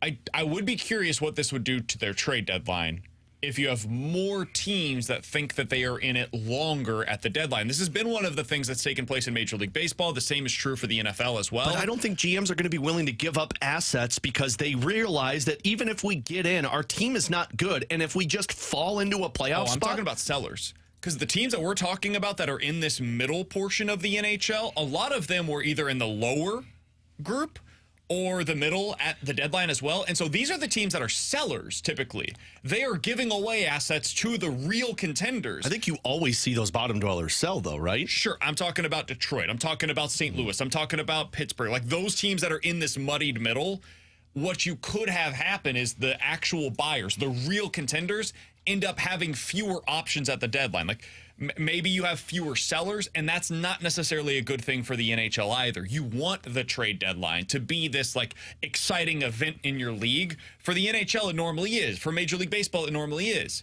it becomes less so when you have more teams that think they are in it longer over the course of the year. So the other thing is the bar to clear is just so much lower. So there's less incentive, as we've seen in Major League Baseball, to go out there and make the big move, to try to push yourself forward. You now build to win 84 games when in the previous iteration of the playoffs you had to win 86, 89 just to be a wild card game or a wild card team. And I still don't think that's going to incentivize these bottom dwellers. These bottom dwellers realize that their teams are bad and they're going to continue to be bottom dwellers and say, well, we'll get in if we get in, and if we don't, then we're getting a top pick. And my biggest thing is, and look, I understand the whole financial perspective of why they want to do it. I just totally disagree that the cap would suddenly freeze if they didn't expand the playoffs. They're going to continue to make revenue. They would be fine. The thing that would becomes embarrassing for your league, in my opinion, is when you look at like what the NBA is doing, and you've got the Bulls who are 4 games below 500 and the Hawks who are 5 games below 500 as playoff teams. How would you feel if instead of truly expanding the playoffs, though, they went to a play-in format where the Blues would play the Kings, for example, right now with the way that the standings are? But I'm saying for a one-game winner-take-all, you make it into the postseason. You know, we call that the playoffs. I think the reason that was so exciting in baseball was because it felt like that not many teams got in already. And then you were like, oh, good, more teams. It feels like half of the league gets in. So now we're doing the one extra team playing. So now we're talking about 2 teams over half of the league getting an opportunity to play. And this is just, one game, though. I think it waters down. I think it waters down the point of the regular season. See, it's Elliot freaking Friedman. It's my. I'm right. I'm not even saying I'm not in favor of this. I wouldn't do it. It waters. I think you should keep it the way it is. Like what? So cool. The Blues and the Kings are going to go down the stretch. Let's say that the Blues miss out by 1 point, and then we're going to say, okay, well, you get one play in. Why? You had 82 games to put yourself into a playoff spot. Why? My biggest thing, I think they should reseed. I think they should go by points, just a 1 through 8. 1 through 8. Especially that's this my season. biggest thing that I think they should change. Like, if you're going to change the playoffs, that's what I would change. I'm waiting to see what the playoff form, what the matchups are, because this is going to be the first season in a long time that people can't use the argument of, well, if you look at it and you go 1 through 8 versus what it already is, it's the same matchups. You're going to see you're going to see teams get robbed of, or fans get robbed of excitement later in the playoffs because of the first round this year. I'm with you on that one. 1 through 8 should absolutely start. As of today, if we were looking at the playoff matchups, by the way, I can't get them. We'll do that another time. Edmonton versus Vegas would be the 2-3. It would be Colorado versus Winnipeg, and you would have Dallas taking on Edmonton Nashville versus Vegas. Yeah, man, that is Dallas versus Nashville and Vancouver versus LA. Who'd you say Vegas playing right now? Vegas would be playing Edmonton. Yeah, that's the matchup that sucks. If you went by the 1 through 8, Vegas would be at Vancouver. Yeah, and if you go 1 through 8, you've got Dallas versus LA, Vegas versus Vancouver, which is awesome for a first round, Nashville versus Colorado, Winnipeg versus Edmonton. And then if you go to the next round and you say that the top teams win it, well, now you're talking about Dallas versus Winnipeg, Vancouver versus Colorado. Vancouver versus Colorado would be awesome in the second round, and instead you're talking about potentially having Colorado knocked out in the first round because of a matchup. He's Alex, that's T-Bone on BK. All of us agree they shouldn't do this, but I have to argue the other side because it makes Alex BK's mad. always right for me. Coming up in 10 minutes, we'll talk to Jeremy Rutherford, our Blues insider for The Athletic. We'll get his thoughts on this as well. We'll also get his thoughts on if the Blues do sign Jimmy Snuggerud, which it sounds like they're going to do. Is he going to play? Is he actually going to get into the lineup in a legitimate top 9 role? Not one of these where like they put him in the top 9 and then they let him play for 7 minutes and then sit him in the third period of the entire. Is he actually going to participate? Because if not, why are we doing this? Why are we putting on this masquerade? So we'll get into that with JR coming up at 1 o'clock. The Junk Drawer is next here on 101 ESPN.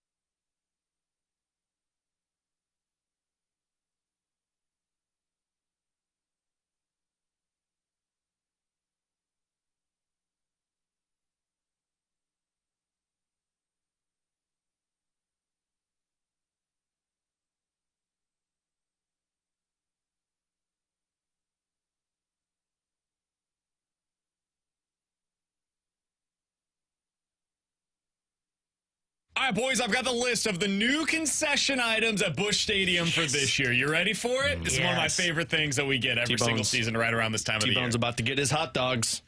We start Oh, yeah. with a new This hot looks dog. disgusting. The Slinger Dog. Ooh, It's a cool name. 3rd-pound all-beef hot dog topped with fresh-made hash browns, taco meat, and 2 sunny-side-up fried eggs. Oh, It is ouch. complete with a variety of fresh, cold, and hot toppings. It is available at The Top Dog. That near Section 132. sounds like I'll miss the first 4 innings of the game because I'll be in the bathroom. Who puts taco meat and hash browns with an egg on a hot dog? So, That is like, nasty. I mean, taco meat is basically like the chili cheese dog. Yeah, like I could Yeah, kinda, but don't put the eggs and hash browns on it then. I could like kind of get behind the taco meat and the hash brown. Well, you put the egg on. You're mixing breakfast and dinner together, and you know how I feel about breakfast and dinner. I still think you have a bad opinion. I don't on like. that. I don't like You don't like eggs on breakfast and burgers. lunch together either. No. The brunch idea is something that Alex is totally out on. My wife did despite breakfast- going to brunch multiple times. My wife did breakfast for dinner for the girls last weekend, and she's like, they love it. I said, well, that's going to change when Daddy gets home because we don't do breakfast for dinner. Yeah, We do amen. breakfast at breakfast time, T-Bone. Yes. All right, we continue. Supreme Nacho Fries. I might be in on this. French fries topped with nacho cheese, taco meat, salsa, okay. jalapenos, and sour cream. Okay, You got the sour cream. I'm in. Here's my question. Are you making the French fries? Are you making the French fries well done? I mean, I'm sure you could ask for them to be What's well the matter? done. They're and they soaked can in take an extra nacho 20 minutes. cheese. Because if they're well done, that means that they'll still stay crisp with all Are the you saying nacho they're going to be cheese. soggy? Yeah, they're going to be soggy, man. That's You're going to a disgusting. baseball game. I'm out then. I'm out. And it's gonna get soggy. It's covered in nacho cheese. Have you never made well done fries? Well done fries. That's what they do for poutine. Alex. The fries stay good. No. Alex, you're going to a baseball game. Like, you know what the I fries know. are. They're I'm also frozen. dropping They're gonna drop them into the $40 for fryer. this. It needs to be well done. Well, I think they have reasonable prices at Busch Stadium. We'll see you out there at the ballpark on Thursday. I got a Blues game, Blues versus Predators, 6 p.m. pregame here on 101 ESPN. Triple Play Barbecue Box. It is a half pound of house smoked brisket, turkey, and pulled pork, topped with barbecue seasoning and sauce, served with fresh baked cornbread loaves, potato salad, and jalapeno garnish. Oh. It is available at the Broadway barbecue stand near sounds Section solid. 109. Now, this is something I'm in for. This is for the whole family. We That can is all enjoy this whole together. family. I'm getting that for myself. Wow. It's fantastic. I'm not in on potato salad. I'm not a fan of that. But like, if I got the whole fam with me, somebody would eat it. You could do any type of potato salad, the mayonnaise style, the mustard style. I am all aboard that one. Choo-choo. All right, the Triple Play Barbecue Box, that's a crowd pleaser. Chicken tenders from the Big Chicken. Have you guys been to Big Chicken, by the way? No, I have not. I have. It's fantastic. It's no Shaq's matter place. what. I'm not trying to oversell it. Yeah, It's really good. Yeah. 4 freshly prepared hand-dipped chicken breasts with Big Chicken seasoning. In other words, chicken tenders are now available for you at Big Chicken. So I'm looking forward to that. They just come up with a cool name for it. Be like, yeah, you got a big chicken tender. This is just chicken tenders. Yeah, well, you've probably had them before. Congrats. Their chicken sandwiches are genuinely good. I would recommend going. Congrats. If you walk down that way, you just find normal chicken tenders too. All right, chicken bacon and Swiss sandwich from Freddy's is now available. I don't feel like I need to explain to you what that means. It's a chicken sandwich. There's no ranch on it though? Chicken bacon and Swiss. Yeah, see, I feel like we need ranch. Swiss is, yeah. They well, do and have Swiss, pickles. and Swiss isn't a good cheese choice for that, you know? Yeah, pepper jack. Cheddar, pepper jack, yeah. Wacho custard nachos. Custard nachos? A layer of waffle chips with 2 scoops of Freddy's custard topped with chocolate, strawberry, crushed Oreos, sprinkles, whipped cream, and a cherry. It is Okay, so available this is to a you dessert. at Dinger's Donuts near Section 151. I'm in on that one. I had to come to terms. That's not going to give you the irritable bowels? Oh, absolutely. All of Irritable it bowels. is. I will be in the bathroom for the full 9 innings of that one. But I had to. He's there for the food, not the ball game. I had to put my mind. Well, I'll listen to it in the bathroom. Come on, that's what I do all the time. I had to put my mind mentally that was a dessert when you said the waffle fries, and I'm like, oh, okay, that's disgusting. Yeah, but at first, I was picturing like waffle fries, like you get at a restaurant with Wacho, ice cream. W-A-C-H-O. Wacho custard nachos. watch your mouth next time and pronounce it correctly. Yeah, That was good. I was trying to think of one in my head, so I'm glad you got there. All right, last one here. This is all stuff that is available that new to you at Busch Stadium for the 2024 season. The farmer's fridge. This is where I'm going to be shopping. Oh, it's all vegetarian stuff. This is all. I saw this this is all one. farm-raised food. I saw this one and went, yeah, that's a BK spot. When we go to the games together, T-Bone, you know where I go. I go to the carving station down there right behind home plate. We go get our sandwiches over there. T-Bone, would you like to go to the carving station to get the fresh turkey? It's great. New vending machines for fresh salads and sandwiches available at 2 locations at the Schnucks Grab and Go Market. Look, I love a good salad. I do too. I can't imagine eating one at a ball game. Who does salad at a ball game, man? I'm thinking beer, brat, let's do this. Not, let's have a salad. With taco meat and hash browns and eggs on it, right? No. I wonder if they have vegan hot dogs at Busch Stadium. I'm going to go ahead and go out on a limb and say no. Why, man? You eat normal hot dogs and you just say they're vegan hot dogs. That's what you do all the time. BK, please don't sit by me in the press box this year. Please sit on the other side. BK. Coming up next, Jeremy Rutherford, our Blues insider here on 101 ESPN.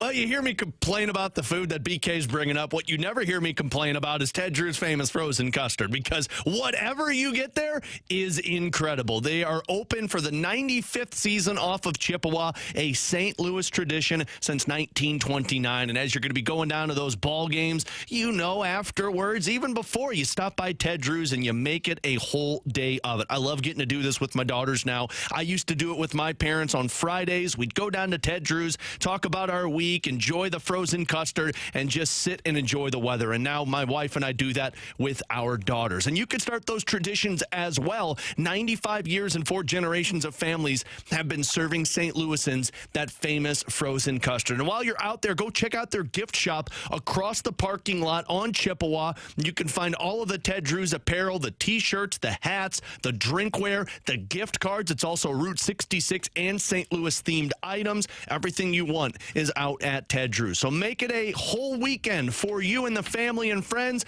Ted Drew's famous frozen custard. It really is good, guys and gals.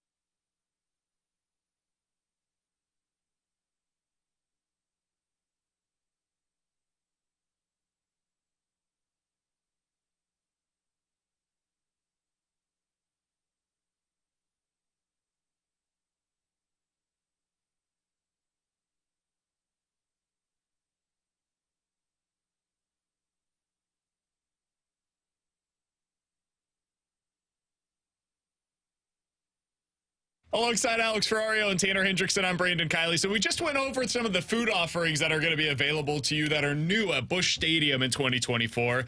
And with that in the back of our minds, we go out to the 101 ESPN hotline, where we are happy to be joined by Blues insider for The Athletic and food connoisseur Jeremy Rutherford, who joins us now here on the show. JR, appreciate the time as always, man. We'll get to the Blues here in just a moment. I sent you the list of the new items that are available this year at Busch Stadium.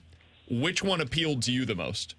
What a perfect segue here. You know what? When I heard you guys setting this up, and I was like, he's going to ask me, isn't he? And here comes the text. Well, to be fair, what a jerk, JR. Am I right? got a request from the text line, so that's originally where this came from. I got you. Well, I tell you what, usually it takes me a long time to read stuff. Like if this was some science homework, it would take a while, but I just clicked on your text. I looked at the menu, and it took me about 2 seconds to get all the way through the menu there. So I'm going to recommend 2 items. I'm going to go with the barbecue. There we go. We got to get some brisket down at the stadium. And then I'm going to go with the custard nachos, right? That was one of them? JR, see, this is why you and I are so close, because you named the 2 that were good, and you said that those nacho fries were trash because the fries were too soggy. I don't remember saying that, but if that's what your debate is with BK, then I'll stick by your side. Yeah, I'm sticking with my farmer's fridge, and we'll go ahead and go our separate ways. All right, JR, let's talk about these Blues. They win last night. I couldn't muster up a whole lot of excitement about it earlier today. Maybe I should. Blues back in action tomorrow against the Predators. You'll hear that right here on 101 ESPN. No, Thursday. Today's Tuesday. God, dang it, every single time. On Thursday, you're home of the Blues, 101 ESPN. Everybody excited. Yeah, at way to go, 6 man. o'clock. JR, what'd you make of their win last night, coming off of an atrocious loss on Saturday? Yeah, impressive. It really is. And, I've felt that with the loss to Vegas, I think with the loss to San Jose, that they had put themselves out of contention, and perhaps they still will miss the playoffs. There's just a few games left to go to make up these points, and LA does have that one game in hand. But, you have to follow this on a day-to-day basis. And after that San Jose loss, I just thought, how can we even look at this team and think that they're a playoff team? And that's how I wrote the story and reflected it in my thoughts. But, Braden Shen and some of the leaders of this team, give them credit. They got the team ready last night, and they beat a good Edmonton team. So I would just tell fans to enjoy this, in 2 weeks, 3 weeks, 4 weeks, whenever this is over. You're not going to have Blues hockey to turn on every night, and right now you got meaningful games.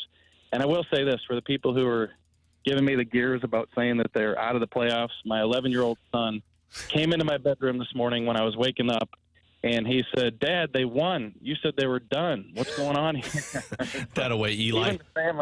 Even the family's feeding it to me. That away, Eli. Always with the troll job. It just always works with this one. So JR, Toropchenko had a really good comment to Luke Korak, who he tweeted it out yesterday about, the opportunity to move into the top 6 and, what it means to him. And his response was, look, I don't care about what I do. I care about winning games right now. When you hear him say that, Jake Neighbors talk, when you hear Zach Bolduc talk, and even a Jimmy Snuggerud, who is still in college, it seems like at least they have the younger players in the right mindset compared to what we have been talking about with the lack of culture for the Blues.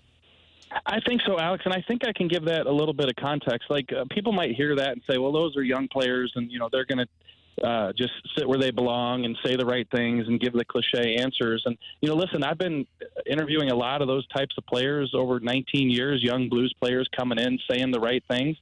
But they never said it with the, with the sincerity and the maturity that some of these guys are, like Jake Neighbors and Alexei Toropchenko, are saying it to reporters. And, you hear Toropchenko's comments to Luke Korak, and, it was par for the course with me. All my dealings with Toropchenko, that's exactly how he thinks, how he talks. A couple years ago when I did a story about him, his father passed away, and he just said, I'm going to make the NHL. I'm going to make the NHL. I'm going to put all the work in. Heck, one day, Alex, I think you might have been there. We were watching Toropchenko. He's out on the practice ice practicing blocking shots. Yeah. He was literally having somebody shoot the puck at him, and he was practicing blocking shots. It was insane. So I think the Blues have a good young crop of guys, and you mentioned all the names of the guys that I think are in that group. JR, another potential young player for this team is Jimmy Snuggerud. It sounds like he's probably going to be signing with the Blues prior to the end of the season, now that his season has come to an end at the collegiate level. Do you feel confident that they're going to play him, though? Because Zach Dean is here, but he's playing like 7 minutes, and it's only been a couple of games. Bolduc is sitting in the press box right now. I don't want them to bring him up and then him to get into the lineup, and they technically suit him up, and he plays like 6 minutes. What do you think the plan is for him whenever he arrives? Well, it's a fair question, and just no fresh update. I think the talks are going on behind the scenes between the Blues and Jimmy Snuggerud and his camp as to what he's going to do. I think when it's all over, I think he is going to sign and turn pro, but we'll have to wait and find out what happens exactly with that in the next few hours or next 24 hours. With regard to his playing time, if he does join the Blues, I think it's a little bit apples and oranges. You have a situation where a player like Snuggerud, first-round draft pick, he's got leverage. Hey, if I sign, I want to come play. It's a different situation with Zach Dean, who's been in the minor leagues all year, and they brought him up for a cup of coffee at the end of the year. I'm not saying that Bolduc and Dean should not be in the lineup every night. I understand where fans are coming from. Hey, play the kids. If you make the playoffs, great, but play the kids. Get these guys experience. But I think those guys are growing, and I think with Snuggerud, he's going to be growing too. But you get him in here, you get a chance, see what he looks like. Hey, listen, if he struggles, and let's just say he's a -4 in his first game, he might not play that second game. Who knows?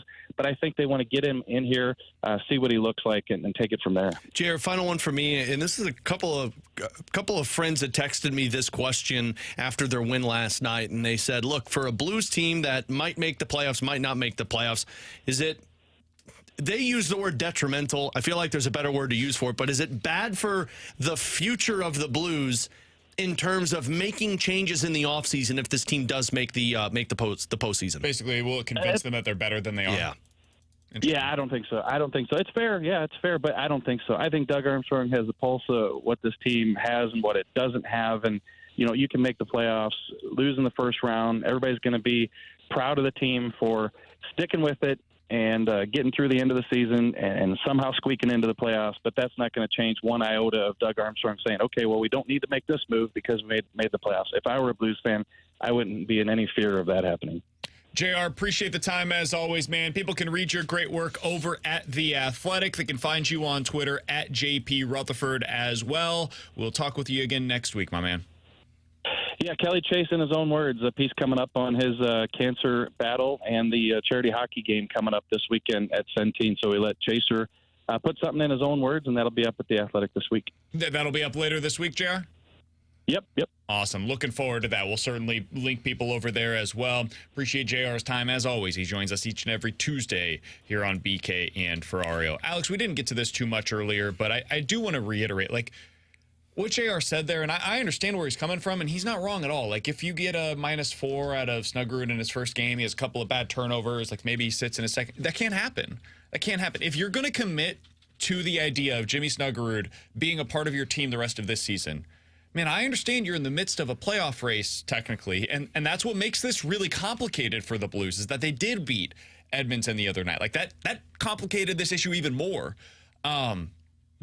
You got to commit 100%. You're either all in or all out with Jimmy Snuggerud. And it sounds like they're probably going to be all in because I think he is all in on getting up to the NHL level. Yeah. That needs to be clearly indicated to every level of the organization. The players need to understand that. The coaching staff needs to understand that. And obviously, we know Doug Armstrong would understand. Well, we actually just got an update on that. Minnesota just tweeted out that Jimmy Snuggerud will return for his junior season at Minnesota. So my guess, the Blues wanted him to go. I think the Blues probably said we're not ready to burn a year, and they opted. And he said this post has been deleted. Has it really? Oh, well, it was fun while he was at Minnesota. I mean, I've got it right up here. It's now back. Yeah. What is going on? So the reason I held my finger up, because when we had JR on, I saw somebody tweet out, but it was from an NIL thing that covered Minnesota.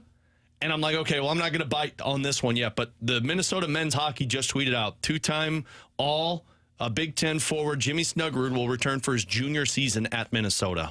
I'll be really intrigued. Let's talk about this next. Okay. I want to get his thoughts. Alex has give his first opinion on this. I'm shocked. Genuinely shocked. We'll discuss it next year on 101 ESPN.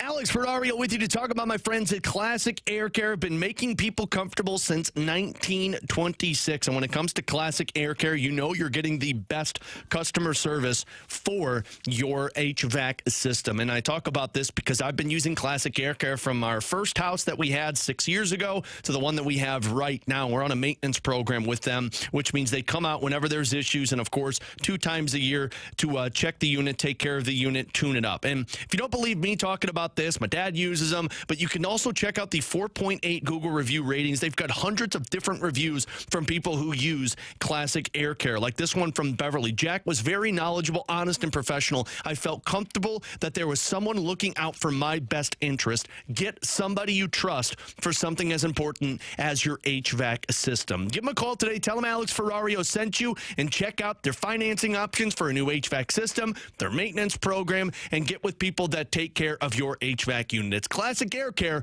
classicaircare.com.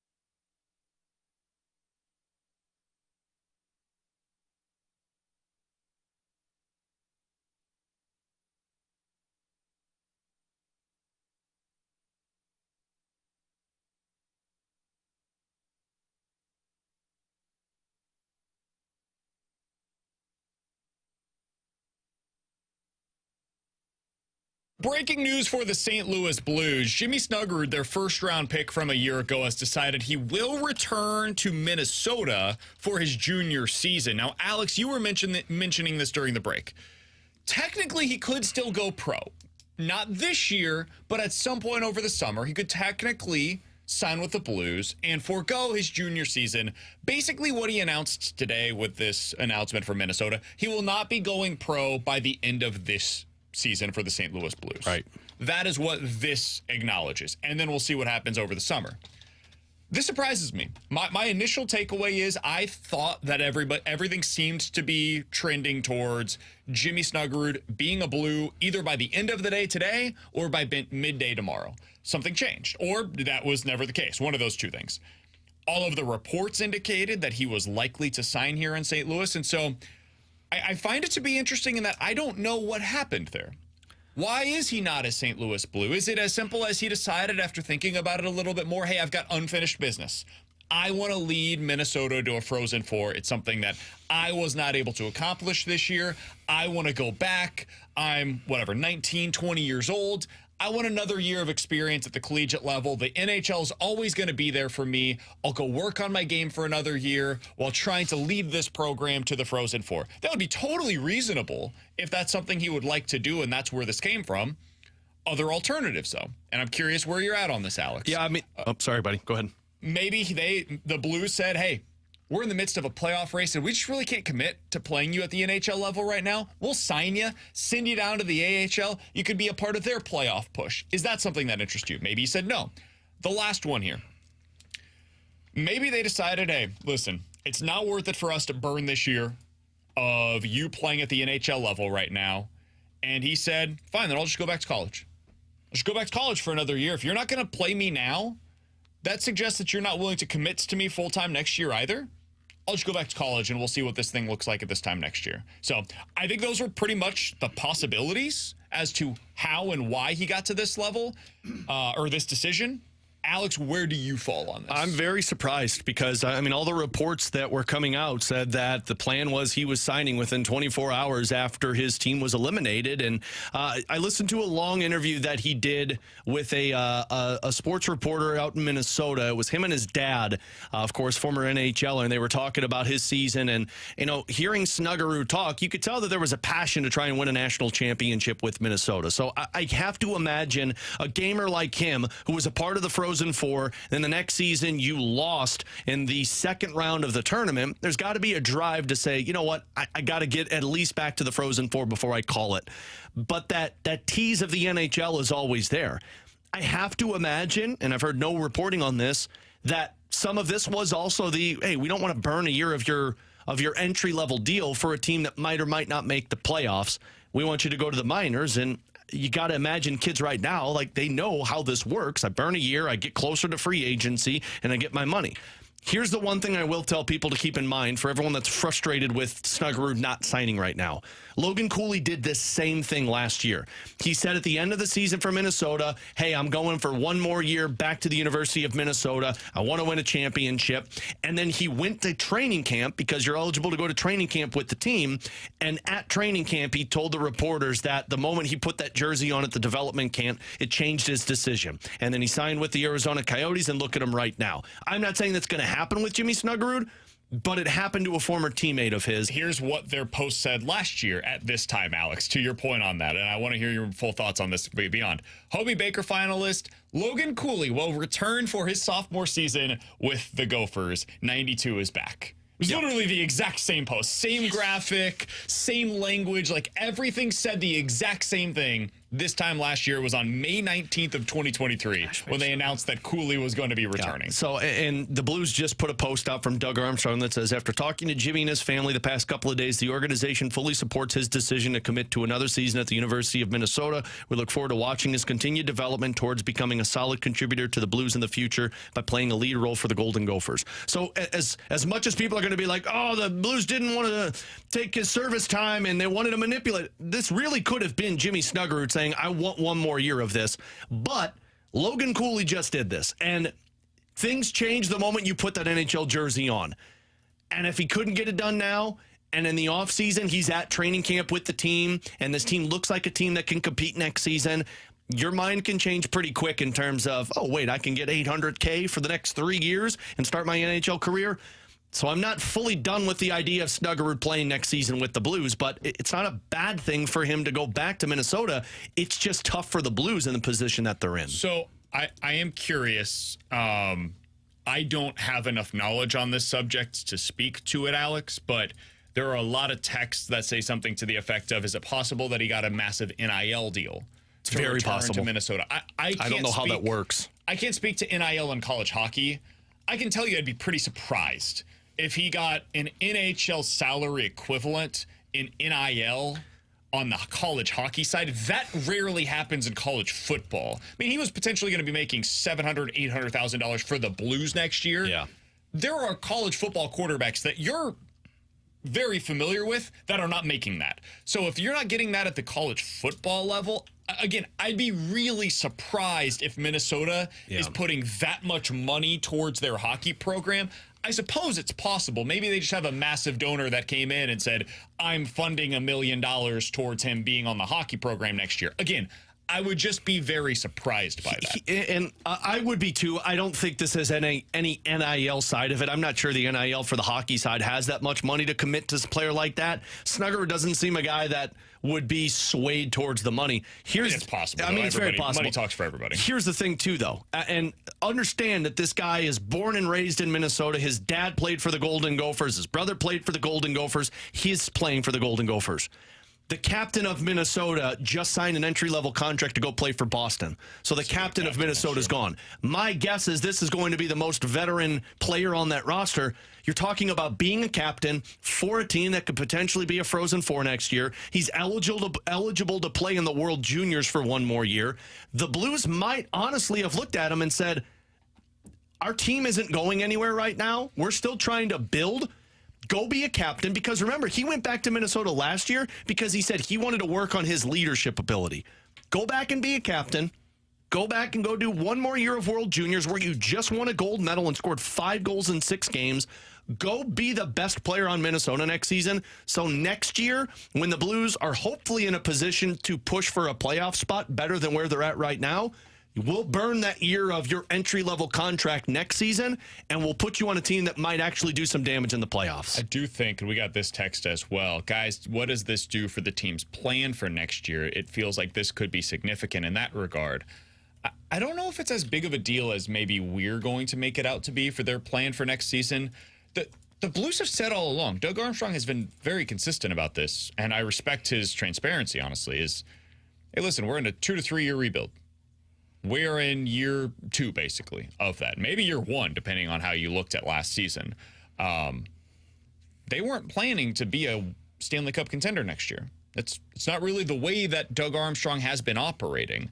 And if that's the case, you're probably just going to get another version of Kasperi Kapanen that's playing one of those wings for you. Or maybe it just, your top 9 is Saad, Thomas, Neighbors, Kyrou, Buch, Torpchenko, Hayes, Shin, and Bolduc. Those are the guys. They come back next year. You've got Dean, Walker, and at some point Sonny in your lineup as well. You just run it back, man. It's not super exciting, but at some point, maybe Dvorsky at some point next year is ready. It's really interesting to me. I'm rarely surprised by this level of news at this point, Alex. Feel like we've got our ear to the ground pretty well and hear from a number of different places on these kinds of things. This one surprises me. It's legitimately kind of shocking that this is the route that things ended up going. I think it's just because of all the reporting of, like, this guy is NHL. Like, every prospect analyst has been saying this guy is NHL ready when he comes out of the NHL or when he comes from college. So it seemed like, yeah, you just missed out. The team wants to sign you. It makes sense. We're always so swayed on the one side of this to where it's like, oh, well, you want a service time manipulation. And they don't want. Sometimes it is the kid. And as we just talked about with JR, of the impact of having guys that have the right mindset. Man, if you're telling me I get a guy that wants to come here right away and get the money and go play, and so he could burn a year to get closer to the free agency, or doesn't care about that as much and wants to go back for one more year because he wants a shot at the Frozen Four in the national championship and be a captain of his team, I'll take that mindset any day of the week from a 19-year-old kid than where it's at right now. I would also add this. If it was truly his decision and he said, you know what, after thinking about it a little bit more, I'm not sure my game's ready yet for the NHL level, and I really want to commit to getting a Frozen Four as the captain of Minnesota, the team that I grew up loving, the program that I have grown within, that my dad played for, my brother. Like, if that is truly where this all came from, and it was just Army saying, hey, listen, what do you guys want to do? If you want to be an NHL player, we're ready for you now. If you want to wait until next season, we'll be ready for you then. What do you want? And if that's what he said, hey, man, kudos to the kid. Like, sometimes, and I think this happens a lot, we really push for guys to be ready before they are and for them to be at the NHL level as soon as humanly possible. I think one of the biggest advantages of NIL money, and maybe that played a factor here, where like, hey, listen, I can make $250K by sticking with the Minnesota Gophers, and I could make $750K by going to the NHL. I'd rather have a good time in college for another year while I can. Maybe that was the case. But in college football, I think it's a really good thing for a lot of kids to just stay an extra year and play college football. You don't have to rush to the NFL. Man, your NFL career is likely to be 3 to 5 years tops. Some really good players make it very, very limited amount of time in the NFL. It's not so bad to be like the biggest man on campus, man. Yeah. When you look back on it, if you're playing for a good program, you got a chance to do something special there. Enjoy it, dude. Soak it all up. Be the star for a little while, because you look back on it, it may never get better than what you got right now. For Jimmy Snuggerud, man, I don't know what his NHL career is going to be. Maybe he's excellent. Or maybe he's just like a bottom six forward that never really becomes what we're expecting. And his best time of his life was the year that he stayed an extra season at Minnesota and went to a Frozen Four. That's possible. And there's value in that, man, for his long-term life. So kudos to him if that is indeed the way that this ended up going. It's just the flip side of this so much. What I find compelling is we've talked about, trying to push this in the right direction if you're Doug Armstrong. Without Snuggerud, and although we just talked about it, I don't know if it really changes much. It does seem to me that it changes a little bit of the perspective of where your team is at for next season, rather than having a Snuggerud, a sharpshooter that's in your top six.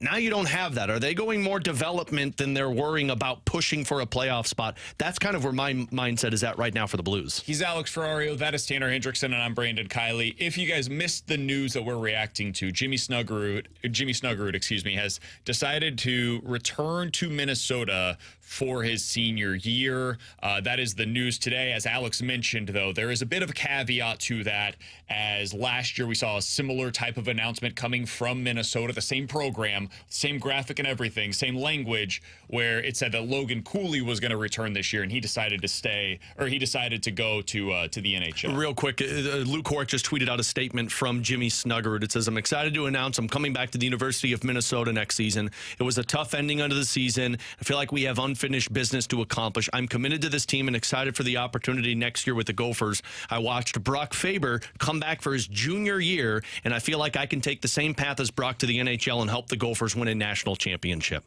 This seems like it has everything to do with the Blues, or with Jimmy Snuggerud wanting to pursue a national championship and end on a positive note, so we can kind of close that chapter of his life. And also keep in mind the Frozen Four is played in St. Louis next season. Yeah. I mean, that doesn't hurt, And Brock Faber being the comp, look at what Brock Faber's done the moment he stepped into the NHL with Minnesota. The moment he stepped in, he was a top four defenseman. Now is he a top pair defenseman, and he's got a shot at winning the Calder Trophy this year as the best NHL player. A rookie player, I should say, sorry. I wonder if Logan Cooley had a similar statement last year, because sometimes that I don't know. can change. Matthew Nyes is the other one, because he played 2 seasons and went pro after that second season, so good for him. Things can change, but it just seems like this kid's got a really good head on his shoulders, which makes sense. His dad was this way when he played in the NHL. This is a good thing for Blues fans. I don't know if it's a good thing for Blues fans. I think it's a good thing for Blues fans in this. But good for Jimmy Snuggerud. No, I understand, because you're probably screaming at the radio, no, it's not, because we wanted this kid here. I think it's good for Blues fans knowing that you've got a guy this distinguished and mature at that age. Sure. Jake Neighbors we remember when we interviewed Jake Neighbors at Prospect Camp 2 years ago, and when we walked out, we were like, damn, that kid's already an NHLer. Sounds like Jimmy Snuggerud's on that same wavelength, which is a good thing to have. I just want him in a Blues uniform, I know, man, but you know what? Just let that pain subside. I wanted a reason to watch him. Well, you will in St. Louis at the Frozen Four next year. Alex read you Jimmy Snuggerud's comment. Here is the statement from Doug Armstrong as well. After talking to Jimmy and his family the past couple of days, the organization fully supports his decision to commit to another season at the University of Minnesota. We look forward to watching his continued development towards becoming a solid contributor for the Blues in the future by playing a lead role for the Gophers against top college competition next year. I think some of this might come down to the Blues and what they've seen from their young players and their lack of investment in them in terms of playing time this season. It's really hard to develop at the NHL level, especially when your coach does not commit to playing you. Doesn't that make you a little wondering what they do with the coach after this season. Yes. If you're not sure you got the coach that can groom these guys, do you feel like, you know what, one more year of this and then we'll be ready once Snuggerud comes out? It absolutely makes me wonder. It makes me wonder if they have committed that they're going to be bringing back Bannister next year. Mm-hmm. That would be the way that I would read it. And they want to make sure that their team's in the right spot when Snuggerud steps up. Not that Bannister's not the right guy, but you're right. The way it's worked right now, it hasn't been as good. And we brought this up the other day. Bannister's in such a tough spot because his job is to actually get them in the playoffs and not develop these guys until he's got a contract. If Bannister was under contract already, I think it's a potential different conversation as well. Maybe. But I also don't know if I'm not 100% sold that Bannister's the guy. I think the Blues probably feel like we'll see what's out there first and go from there. I think he's the guy that is the transition guy. I think he's the guy for right now because we don't know what else is out there. Exactly. He's the guy before the dude. Alongside Alex and T-Bone on BK. Coming up next, what would we need to see from the Cardinals over the next few series to be able to say, you know what, that Dodgers series, the bad taste it left in our mouth, it was more about the Dodgers than it was about the Cardinals. What would you need to see to feel that way? We'll talk about it next year on 101 ESPN.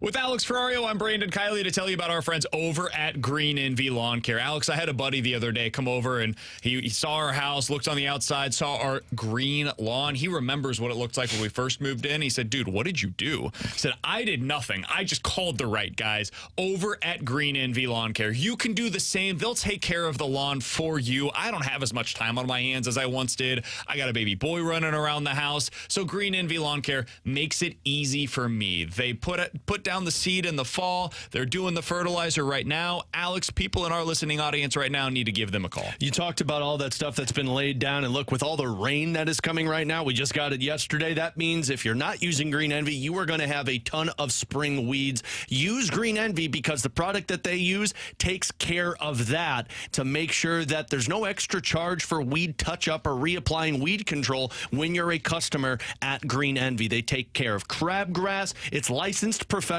by the Missouri Department of Agriculture. It's taking care of your lawn. They're open 12 hours a day, Monday through Friday, Saturday from 9 to 1. Tell them BK and Ferrario sent you at Green Envy, 636-757-1600.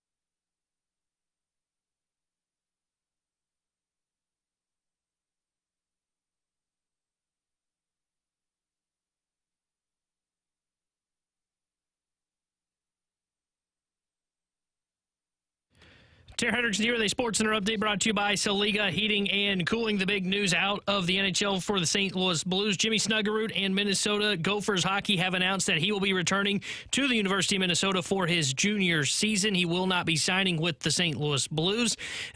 And the Blues back in action on Thursday as they will be taking on their game against the Nashville Predators. Well, bringing coverage starting at 6 o'clock with Alex Ferrario and Joey Vitale. Then Joey joins Chris Gerber for Puck Drop at 7. Cardinals back in action tonight as well as they look to take game 2 of their series against San Diego. Miles Michaelis gets to start for St. Louis. Yu Darvish gets to start for San Diego. 8:40 will be first pitch. The Sports Update is brought to you by Saliga Heating and Cooling, an independent American Standard heating and air conditioning dealer.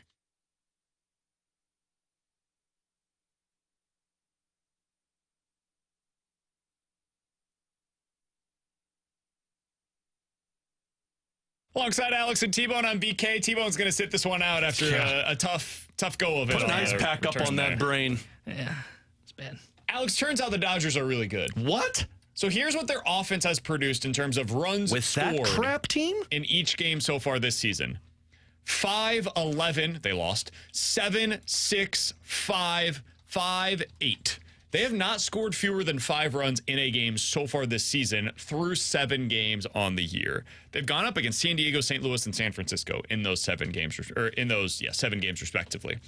Alex, I'm not sitting here telling you like, hey, you watched that series against the Dodgers and you should feel great about it. I'm not trying to, tell you something that you don't already know.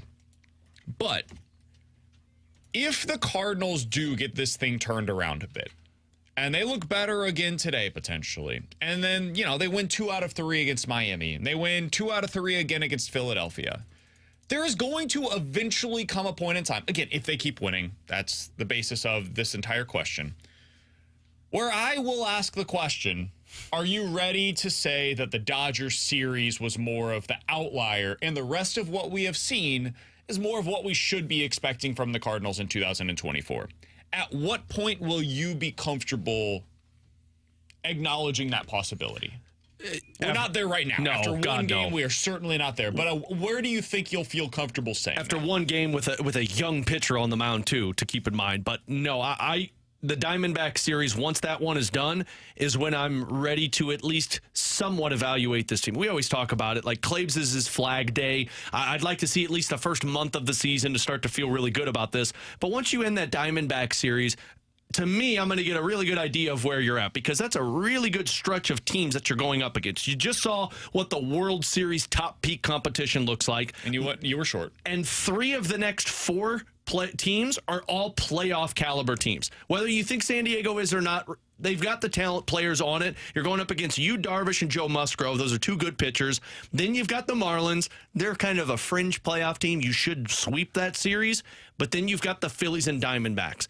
I'm looking at winning 3 of those 4 series, because I'll give you a little leeway if you drop one of them. If you can find a way to win 3 of those 4 series, to me, I'll look at that and say, okay, you just went through what people were calling a gauntlet of a schedule. You went from the top to the middle to outside of a playoff competition, and you ran the table. And if you do that, I'm going to feel good about you. Yeah, I wouldn't put it at 3 of 4, but I think it's like 2 of 4 in that one series that, I don't have that Alex has you winning.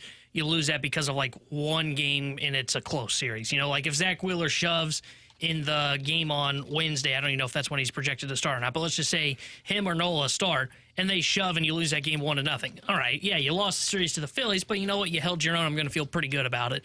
I think it is you got to win at least 2 of these series, and I think you got to at least be competitive in one of those that you lose. There cannot be one where like you get swept by Philly, you get swept by the Diamondbacks. I'm going to sit here and go, oh yeah, they're fine. No, you got to be competitive in these series. I kind of feel the same way, and to me, it's really about that. It's about the 3 series that we've kind of honed in on. The San Diego series, you got to win one more. One of the next 2. I don't care which one it is, but you got to win one of the next 2. And then against Philly and Arizona, it's almost less about the wins and losses to me of like when do the wins happen. Like if you go 1-2 against Philly and then sweep Arizona, that's a good 6-game stretch, right?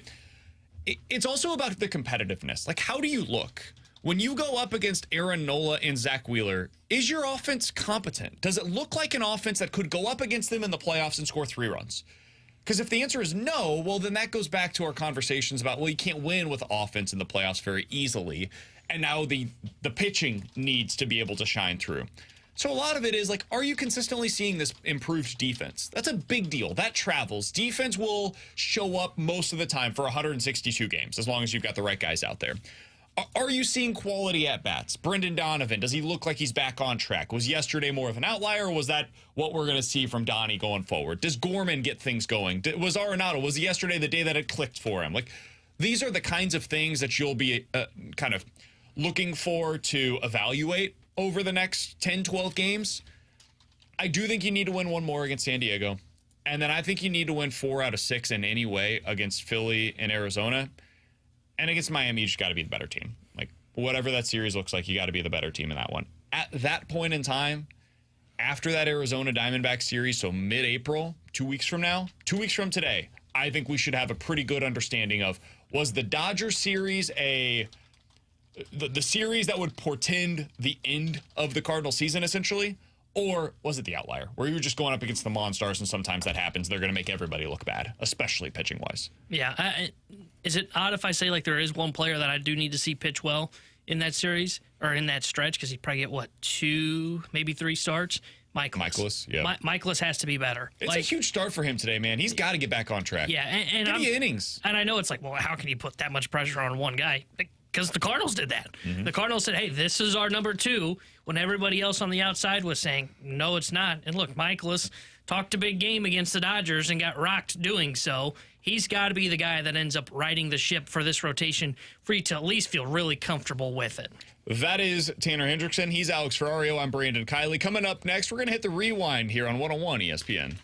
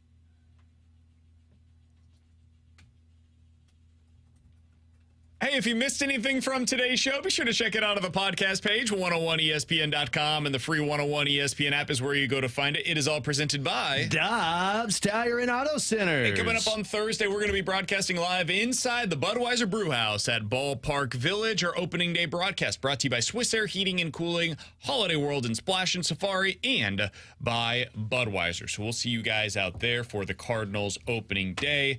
Alex, let's finish the show by getting back to the Jimmy Snuggerud news. I'm sure the Fast Lane will be breaking this down for you guys starting at 2 o'clock. They'll take you up until 6 right here on your home of the Blues, 101 ESPN. If you missed it, the news today is a surprising one. Jimmy Snuggerud has decided to return for the University of Minnesota. It's going to be his junior year next year. He had the option to sign with the Blues right now, be eligible for the final 6 games of the regular season for them. And then, of course, if they ended up making it into the postseason, according to everything we're seeing, it sounds like he decided, I have unfinished business. I want to return to Minnesota for one more year. Alex, what did you make of his decision? Surprised. I mean, the initial reaction is, wow, everybody was saying he was going to sign with the Blues. Why is he not signing with the Blues? And now we're getting the ridiculous statements of, he probably doesn't want to be here. He wants to be traded to another team. I think that has nothing to do with this, and it's ridiculous to even consider. And I think it has everything to do with Snuggerud didn't want to end his collegiate career, this part of his career, which he'll never get back, with a loss in the second round of the playoffs. I mean, this dude is a huge, his dad went to Minnesota. His brother played for Minnesota. He's with Minnesota. And now the opportunity's in front of him, but to potentially be the team captain, go to a Frozen Four, which, by the way, is played in St. Louis next season. I think that was very meaningful to him. And I also would look at it, and if from a Doug Armstrong perspective, say, is our team in a good spot right now to burn your entry-level contract for the first year? I don't think Doug has any problem with burning the first year. But why burn it for 6 games and you miss the playoffs because of there's nothing you can control? You could go 7-0 with Jimmy Snuggerud and you still miss the playoffs.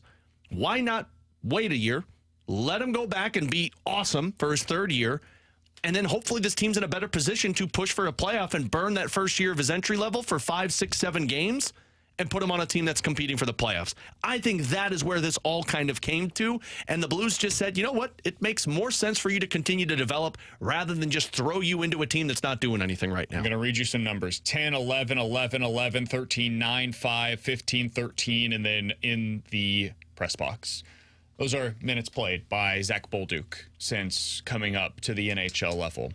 I'll read you some more numbers if you don't mind. This number is 3. That's the number of games played by Zach Dean since getting up to the big league or to the NHL level. And I know that people will say, but BK, that's different. Those aren't Jimmy Snuggerud. Those aren't the same level of prospect. Sure. Zach Bolduc was a big-time pick. He was a 17th overall selection for the St. Louis Blues. Zach Dean was a first-round pick. He was a guy that they traded for last year at the NHL trade deadline. So, sure, it's a bit different, but Zach Dean's 21. Zach Bolduc is 21. Jimmy Snuggerud's 19.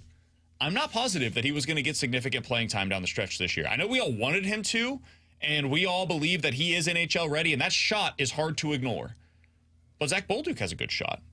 Zach Dean plays a heavy style that should contribute towards winning, and they opted against playing those guys for any kind of meaningful minutes. So I don't know what the decision was ultimately based on here, and maybe it was, again, as simple as he said he didn't want to come up to the NHL because he's got unfinished business. That's very possible. But also, I do find it to be interesting the way that these young guys have played to finish out this season, and I will be interested to hear what the Fast Lane has to say on this as well. Jamie Rivers, Anthony Stalter, Kerry Davis, they've got you starting at 2 o'clock. We'll talk to you guys tomorrow at 11 a.m. here on 101 ESPN. Man, I just washed my car, and this guy's blowing every leaf in my car. Unbelievable.